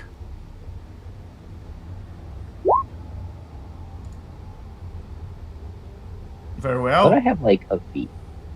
What's that? I Grunge. think I have a. You can all click on your tokens and roll initiative. While you're rolling with advantage,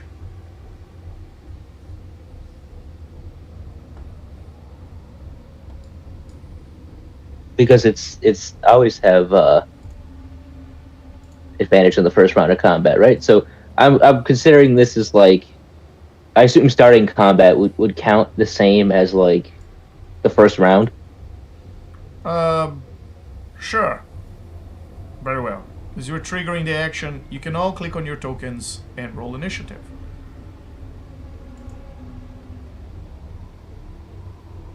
Not 20. Woohoo! What's the first one for that? 12. You know what? I think I'm gonna use inspiration and re-roll that. That I would not like to roll that one. 21 is a much better number. Very well. And I've got a Red Hot. Should I roll damage and stuff for the Sorry. Chili pepper. Give me a for that second. first shot? Give me a second. I'll tell you in a moment. And Gorbin. A 24 for red hot and an 18 for chili pepper. Guys got wild initiative while I added that. Gorbin. Oh, Gorbin's AFK. Very well.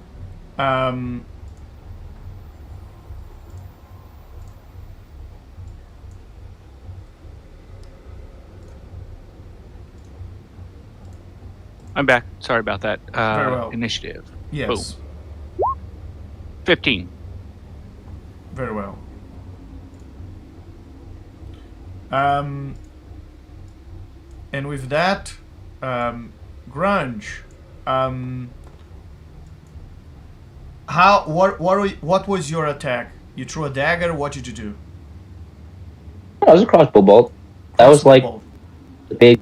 That was like the big mega attack, right? Where I get like 9. Well, I guess it can just be a regular one, and then I can do the fancy one on my actual turn. Very well. But so I will hit the button. Very well. Roll the damage. And you said you were aiming for the face, right? Yep, for the face. Very well. You hit the mask of this creature, and it takes and as you hit the mask, you realize that as the mask shatters and falls to the ground, you realize that this whole creature is just a large conglomerate of worms in the Gross. shape of a humanoid. The head, there's no head. It's a bunch of worms, and they seem to spit out the bolt that you just shot at them.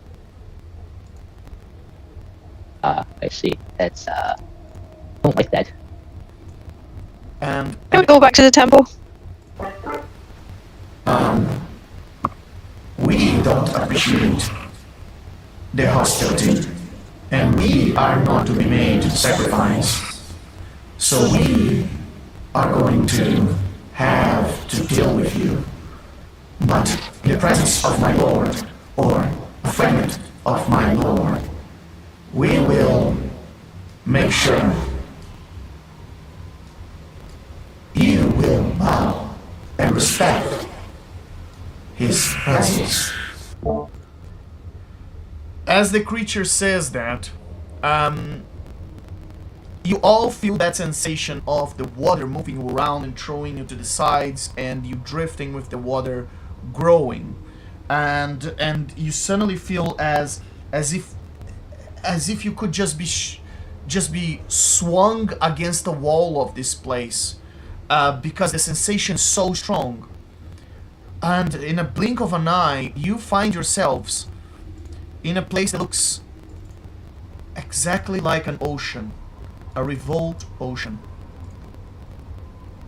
In front of you, something, just to describe the proportion here, the creature in front of you is so colossal that your tokens don't even appear in the image.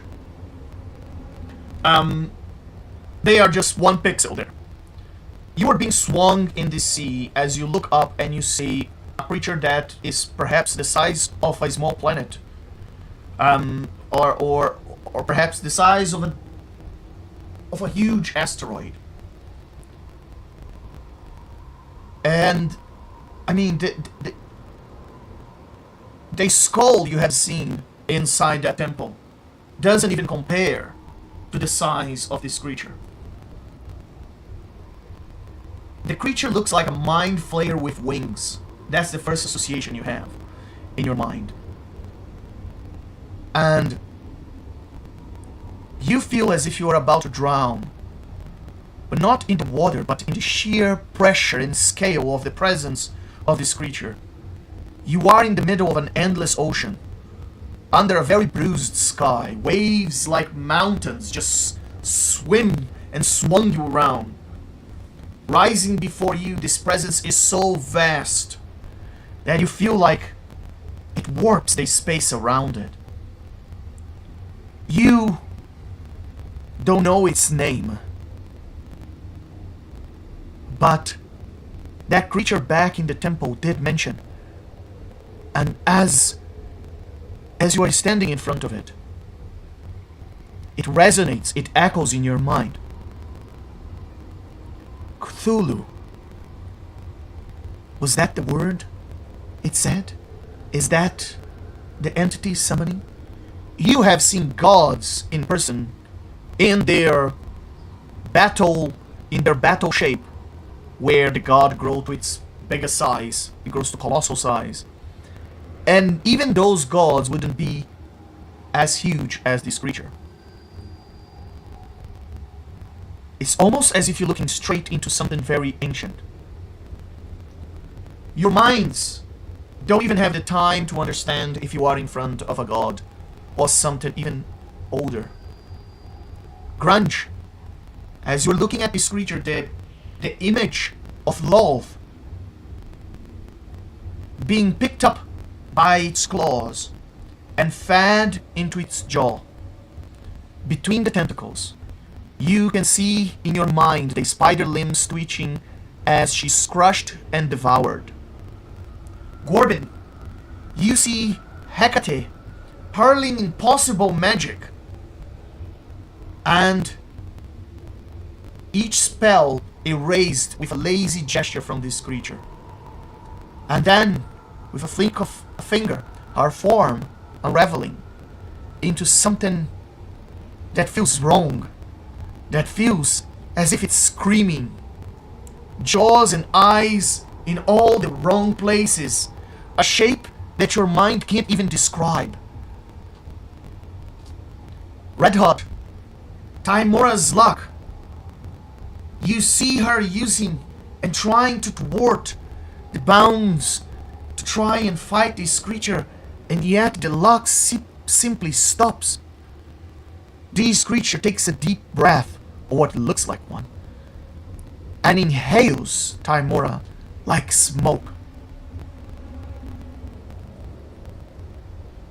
Malefactor, in your mind, the vision that floods you is that of Belial and other archdevils being picked and devoured as if snacks, and how they start to attack each other, almost as if they are trying to amuse this creature.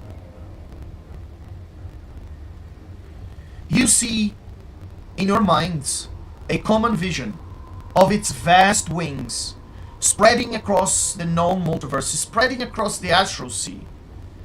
This creature devours everything in its path, devours gods that try to stop it. At the end of its hunger, after wreaking havoc and bringing chaos and destruction across the multiverse, you see the visions of doom, of Armageddon, of end of worlds. Worlds swollen by their own sea, simply because this creature flaps its wings nearby the planet. And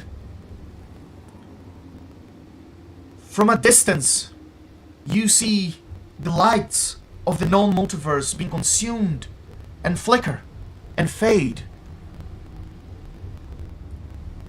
Among the gods,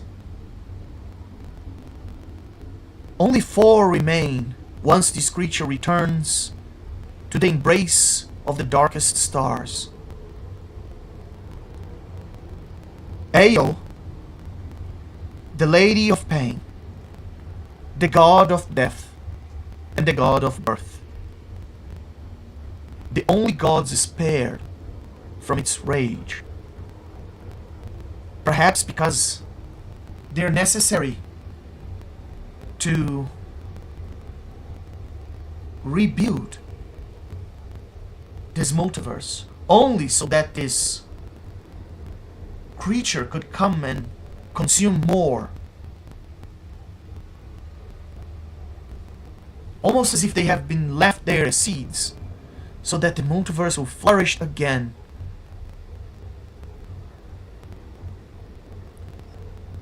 And one day, it will return and consume all over again. all creation, the gods, leaving only enough behind so that more can grow. Something in your minds in that vision doesn't say with words, but instead with sensation, as if a brain-freezing sensation. And you understand its message. Join the purge, or be consumed with the rest. Let me ask each one of you, in your minds, what would be your answer? As you are overwhelmed, and your psyche is overwhelmed by this vision. I think, as much as all of this feels real, I will try as much as possible to prevent, like, my brain from processing it. So I'm trying to keep it in the back of my mind, and I'll basically treat everything as a bit of a, like as you said as well, vision, like hallucination, and just actively trying to, keep all of these visions away from me, trying to stay true to myself. Very well. Sane. As you are trying to keep yourself sane, not just you, but all of you, you lose 5 points of sanity. No save. I think for me, Legend, I would associate this with creatures I've seen. Like, I'm thinking this is like a god of the mind flayers right here. Like the ultimate mind flayer of the species. And then I'm thinking to myself, join the purge. This thing doesn't have any allies. Mind flayers are selfish. They only care about their own species. They would just use me and destroy me once I serve my purpose. Why would I want to join something that doesn't even guarantee me any safety? I know how these people work. That's why I fight them. Why would I want to join that? I'm not stupid. Red Hot, the more you try to push that into a vision or to send, the more you try to rationalize, the more it hurts, as every fiber of your being tells you that what you are experiencing is more real than reality itself. Malefactor, the more you try to convince yourself that this creature is a mind flayer or a mind flayer god, the less convinced you are that you are dealing with an actual mind flayer, and the more convinced you are that you are dealing with something that is more powerful than the gods. You've seen it in your mind, eating Belial as a snack. And that felt real. Which goes to the second part of my argument that why would I want to join it when it's already going to destroy me? Well, you saw that it spared very little from the multiverse. So I must become AO then. The traitors. I must Gordon, become a god. you could if the gods and Belial and everybody else are devoured, that creates a vacuum, a power vacuum that you could potentially fill if you are spared. And Corbin, Grunge, how do you guys react to these visions? Well, Corbin's... Oh, sorry, go ahead. But... I said you go first. Oh, sorry. Yeah. Well, Corbin's reaction is going to be... Alright, definitely having that dream again. Okay. Or, wait, should I find another... Did I find some more of that tea? Oh, I missed that tea. It's some good stuff. Good stuff. What's going on?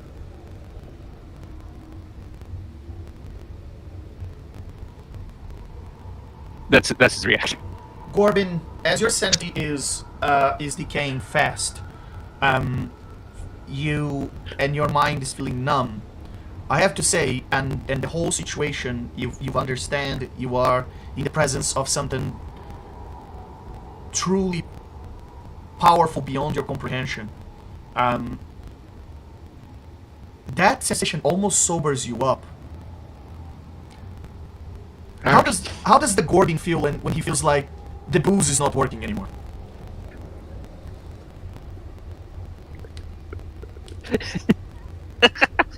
Oh no, the curse is variety.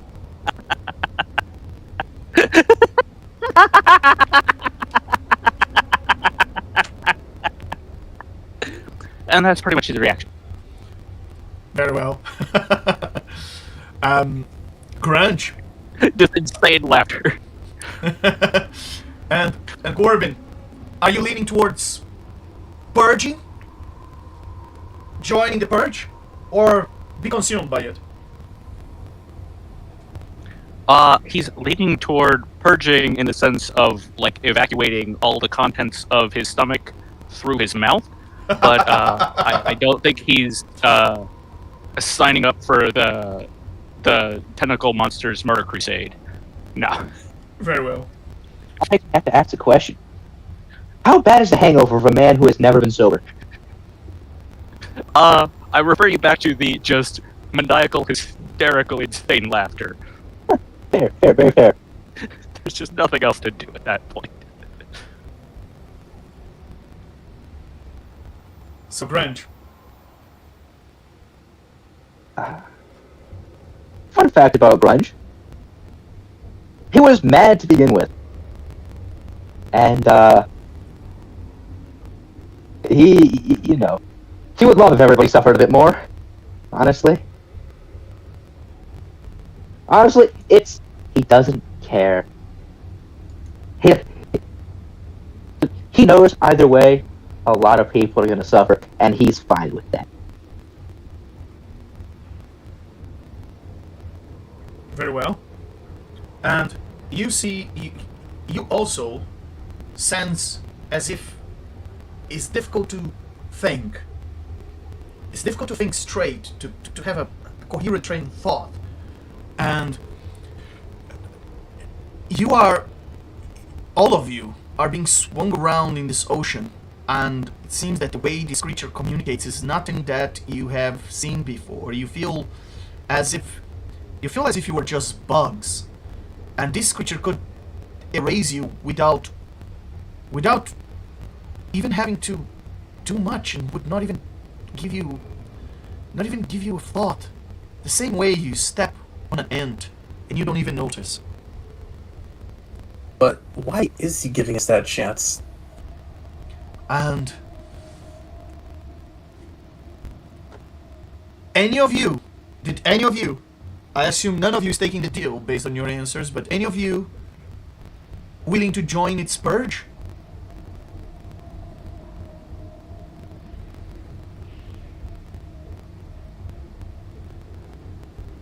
What does this purge entail? Well, the vision you just saw of this creature consuming pretty much all the gods in the multiverse, and majority of creation is destroyed. The multiverse flickering away. Well, we could. You didn't specifically see yourself in there, but you saw Belial being consumed. You saw your gods being either consumed or defeated. I mean, Crunch, you're never gonna take the image of the little spider legs of Lol trembling and shaking as you can hear the crunchy noise of her being chewed on by the massive jaws of this creature. He thinks it's funny.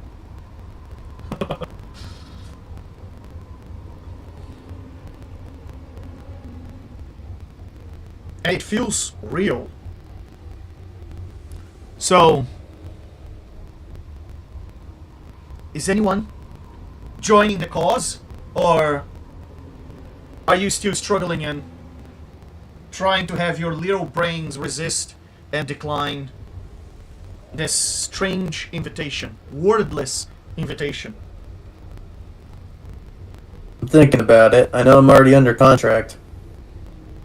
Yeah, it's gonna be a no from Corbin. Very well. Barge will decline, not because he's against, the suggestion, but because he thinks there will be more suffering if he declines. Very well.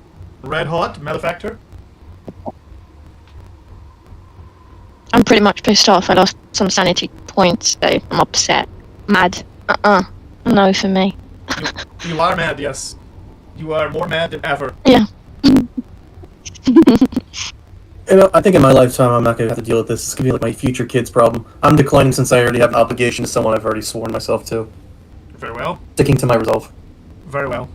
As the sensation flees away, and you were back in the room where you just attacked that worm-like humanoid creature, swimming out of the brine, the shadow you had seen before, but something truly huge claw out of that, of the brine, where the brain is, struggling to squeeze itself.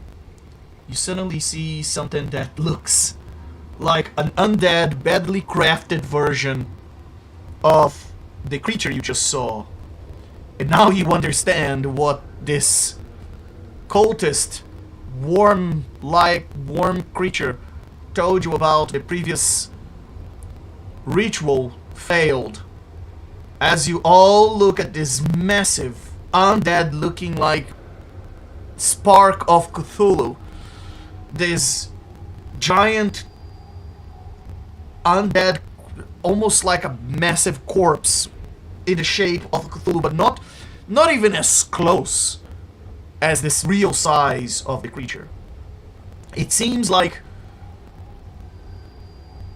one of its, perhaps an undead version or a barely Frankenstein-looking version of one of its offsprings, maybe. And as it starts to, with its massive bloated corpse, it starts to claw out of that, and you see that, well, yeah, it's not as huge as the one you just saw in your mind, but it is still pretty colossal. It is still the size of a house, and very bloated, and it claws out of it. And of course, because sometimes life in D&D is not fair, this creature joins the initiative. Good luck, guys. I just want to point out that as soon as that, whatever that was, that vision or whatever it is, as soon as it ended, Corbin immediately just started chugging nonstop from his mug, trying to get back to some acceptable state of inebriation. Excellent. I don't even know what you guys are looking at. I'm not even there to see it.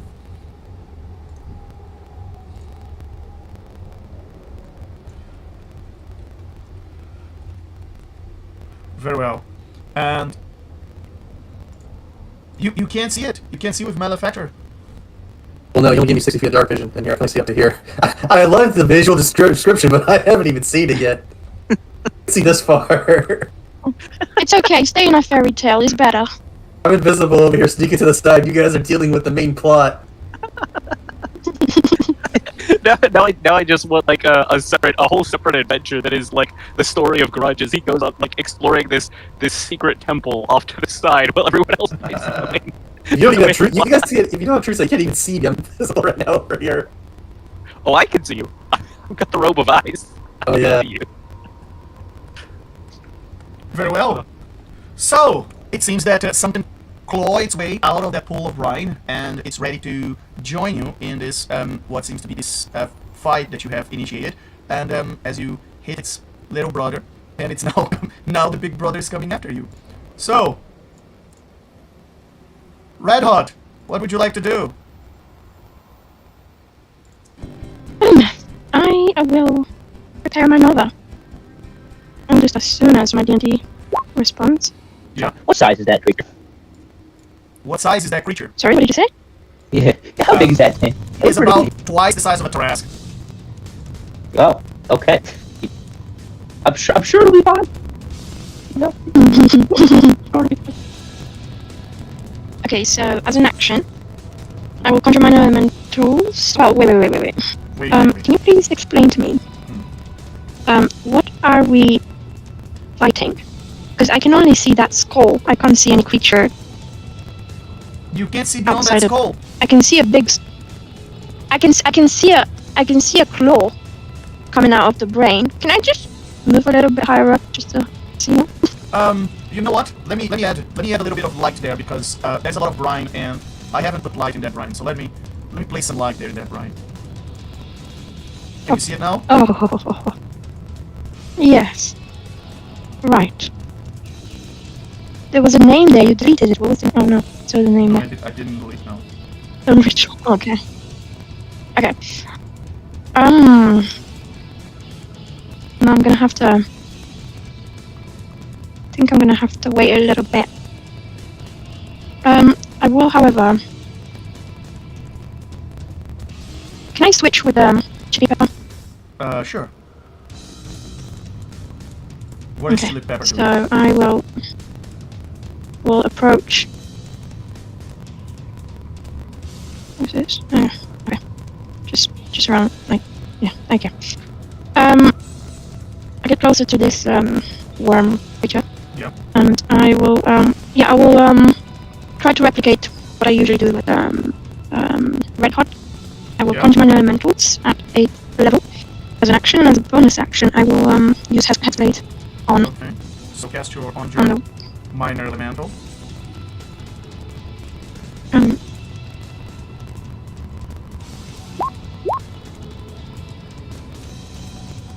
That will be a 24. Very well. That's a 24. From Sorry, I that, can my see the elemental. rolls. 24 was the 24 damage. was the damage, very well. But that damage adds, that 68, that damage is not instantaneous. That adds every time you attack a creature within that area of emanation. Yes. What type of damage are you giving? I'm just preparing, Acid, cold, basically. fire, or lightning? You have to Oh, I can choose? Yes.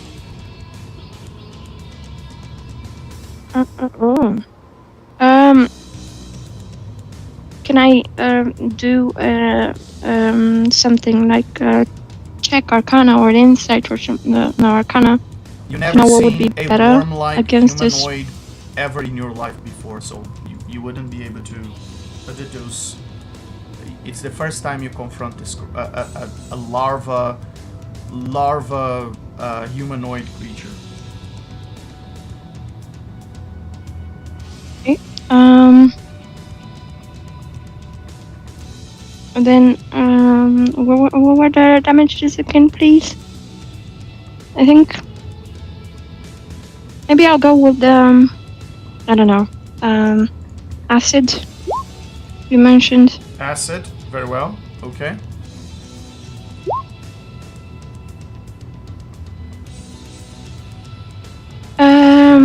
Right.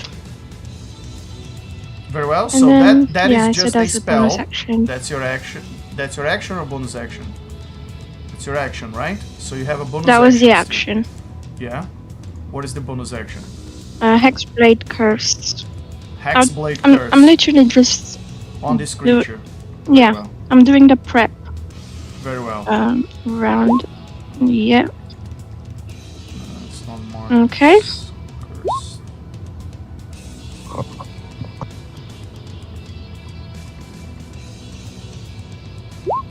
Very well. And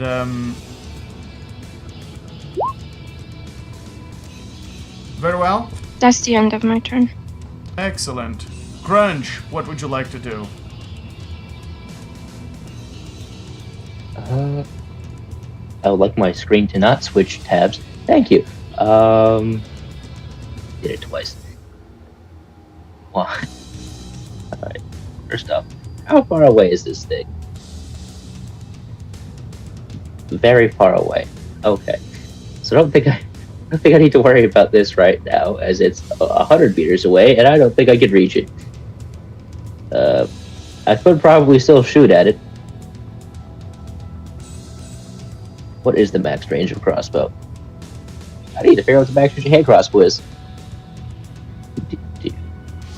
120. It is within range. It is. Barely, but it is. Okay. I have a feeling the bigger threat is the giant that's coming down to murder us all. So I'm going to shoot at that with my everything. Very well. Okay, first things first. This one. Oh, this one first.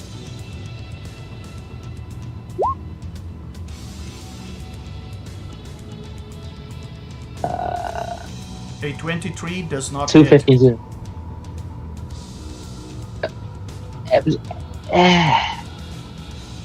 I love having the ability to roll 3 times and not a single one. Okay, that's fine. I'm gonna action surge and try it again. Very well. Do I have a crit this time? Oh. Yes, you can. Oh yes, I can. Very well. I can. That will definitely hit. Okay, so it's all damage twice, right? Okay, yes. Or something like that. So it's one of these. That's it.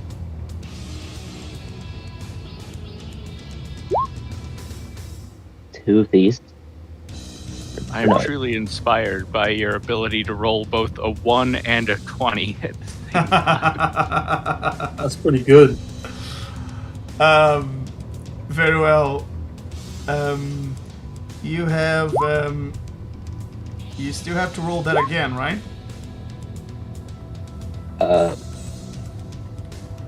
It's double Yeah. damage, so you gotta roll. Yes, I do. I roll this again. And then I have one more button.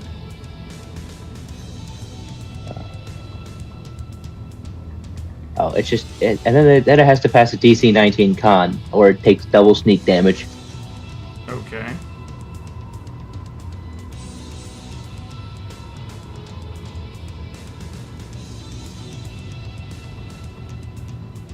It passed. Shame.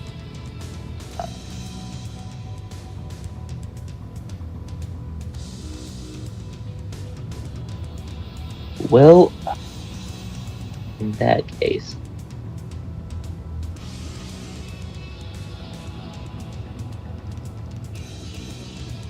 not that.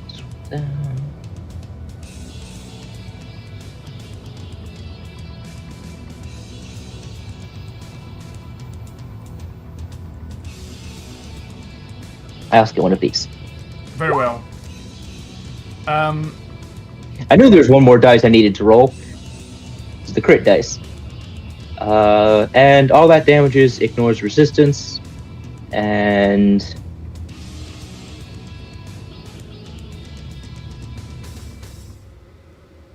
one second.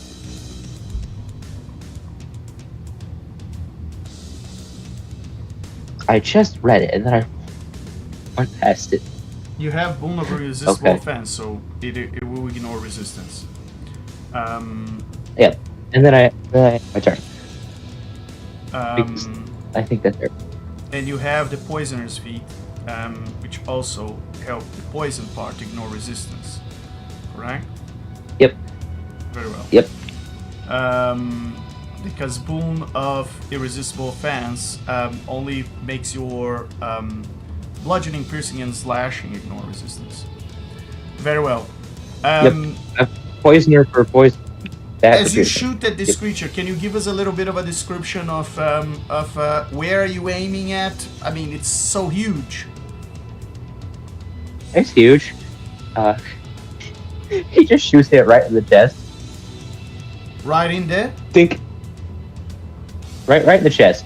Right in the chest. Very well. And that bolt just pierces through its very bloated body, and you just see a bunch of pus-like brine just come out of the chest of this creature, as if you had just popped a very disgusting balloon, and all that goo just comes out of the creature and seems empty one one side of its body of goo, and it starts to and it just starts to continues to drip after your arrow pierces through, and you realize the body of this creature is quite soft. It's like a corpse that have been floating in water for way too long. Is that the end of your turn, Grunge? What else would you like to do?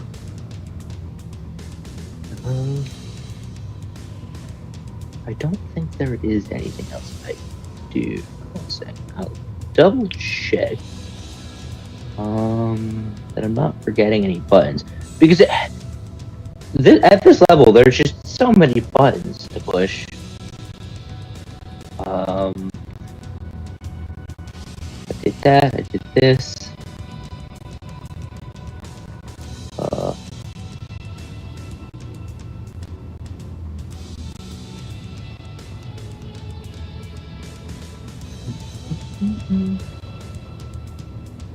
Yeah, no, I think that's everything I can do. I'll need to click this box off. Yep. I think that's all of my stuff. Very well. As a legendary action, as you finish your round, the giant teleports in a blink of an eye to the top of the altar. I'm gonna ask Red Hot and Gorbin to roll a dex saving throw. DC 23, or this creature is gonna step on you.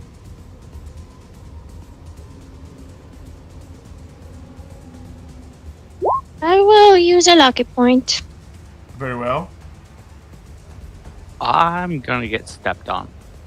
Very well. I didn't need it. Can I pass that lucky point to Gorbin? Yes, you can. Why not? Oh, there we go. I'll try again. Let's try that again, Gorbin. +3. Oh, hey, that was closer. Yeah, just Gorbin, about. Oh wait, you actually need a net 20 to Yeah. beat that. Unfortunately. Gorbin, you take Not 32 fair. points. Red Hot, you take no damage. You are pushed to the side, and you fall prone. But you take no damage. That was 32, you said? Yes, 32 points of bludgeoning damage, and you are prone as the claw foot of this creature just steps on you and pushes you against the squishy floor and buries you into the squishy floor. Great.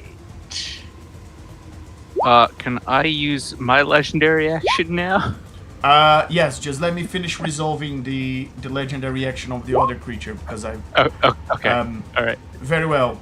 As a legendary action of the larva cultist, it's going to attack the one who broke its mask, Grunge. So here it comes, and it releases, it raises its hand, and you see this round glyph just form in front of its this hand made of worms, and as it does, it shoots at you.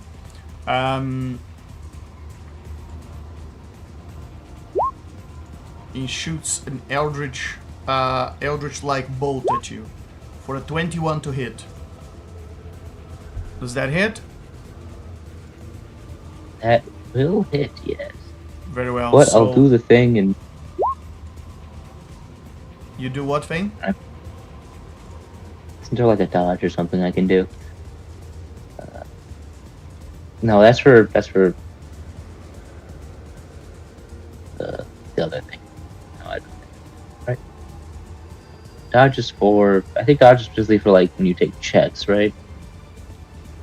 Yeah. I don't know. I can take... Yeah, no, it is uncanny dodge. Yep, okay. I can. I'll take half the damage. Very well. That creature shoots this ray of this beam of death towards you, and you take 22 points of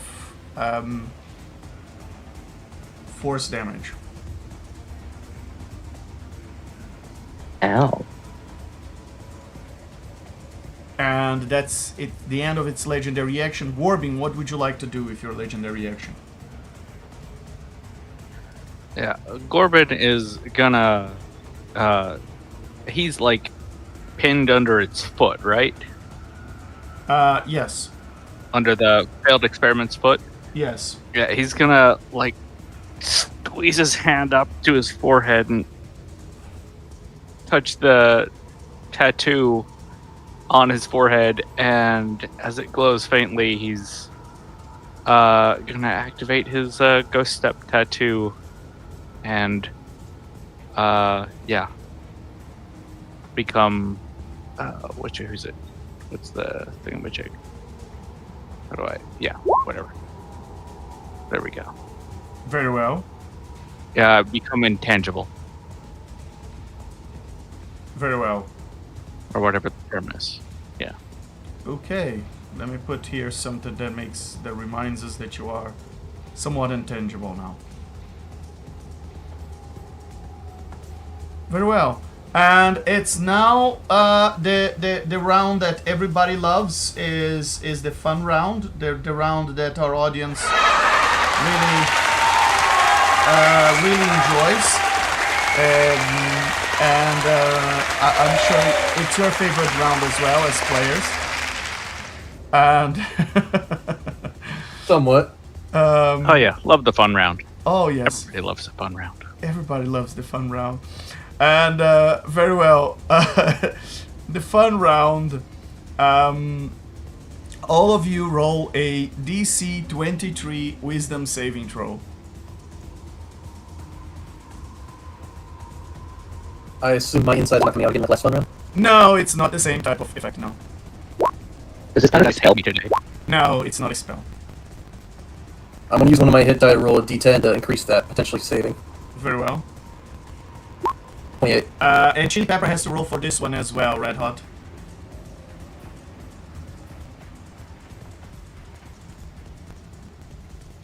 Very well. So who failed? Gorbin, Corbin failed. Grunge by 1. Malefactor, you've passed. And Red My blood Hot, price. Red Hot and Chili Pepper. Chili Pepper was just about to roll a crit because that's the only roll that I need to pass a wisdom of 23, but that never happened, so... Very well. Well, Can I use my Boon of Fate on myself to boost my save? sure. Alright. 5. That. Oh, hey, that gets me to 23. That's that was exactly what what the you needed. save was, right? Very well. Awesome. Okay, Corbin passes. Okay, so Grunge, Red Hot, and Chili Pepper. Roll 1d10 for me.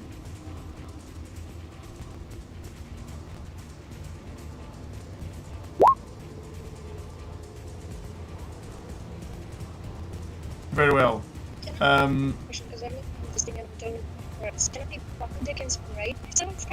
I can't hear you. I'm struggling to hear you. Can you hear me now? Yes. Is it better? Yes. Okay. Can I give bardic inspiration to myself? Yes, but that costs you a bonus action. And Oh, okay. Right now you're just doing a save. And I can't do that. Yeah. Okay. You said You can roll use a lucky point, though. d10? You can always call for a lucky point. No, I need something to boost my lucky point. It's just I need a crit. Very well. I don't wanna waste that. Sorry, you said roll a d10? Yeah, roll a d10. You for you and one for Chili Pepper. Okay.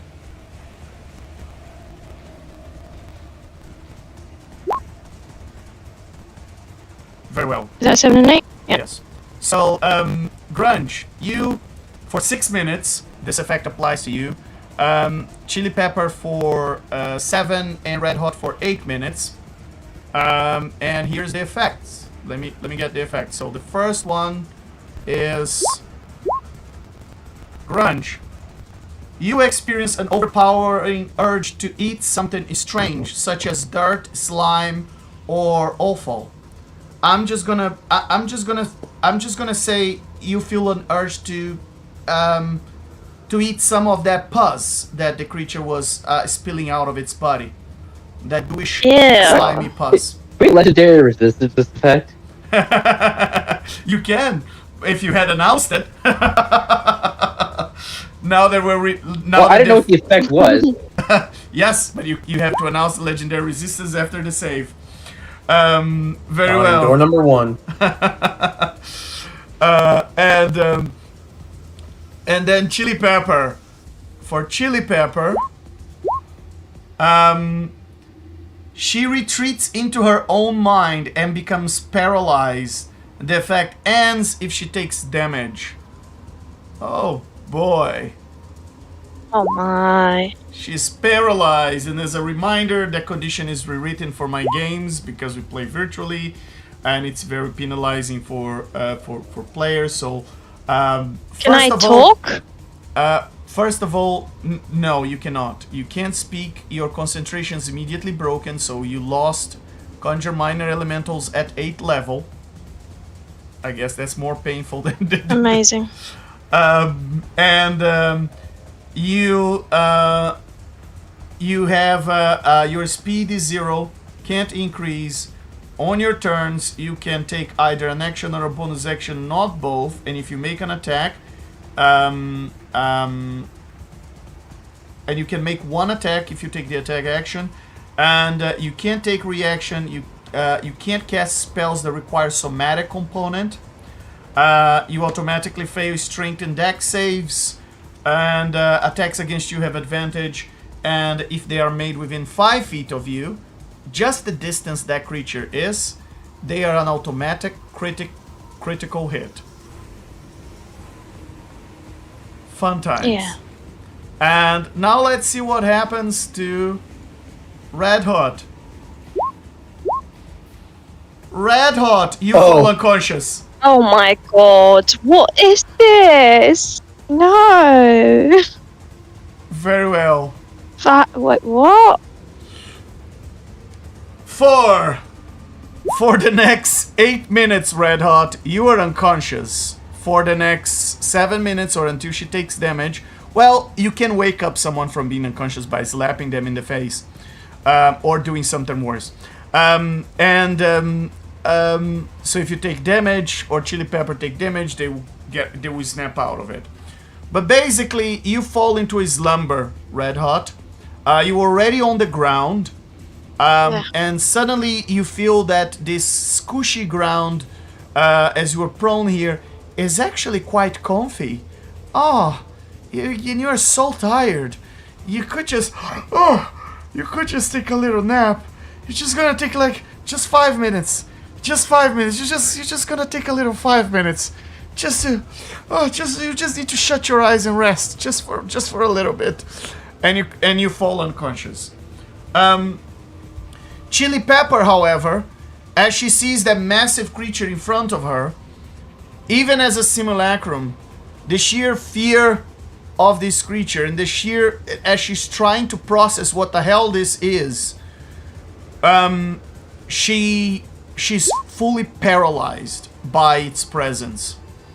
And Grunge, for the you just feel like your mind is just not working. Why are you feel this compulsion to eat that pussy brine that came out of this creature? Why? Well, this was indeed a fun round. And oh boy. Malefactor, what would you like to do? Well, And I didn't even see this happen. You are not here for this creature. You are here for the grimoire that is on the hands of the worm-like humanoid. You know what?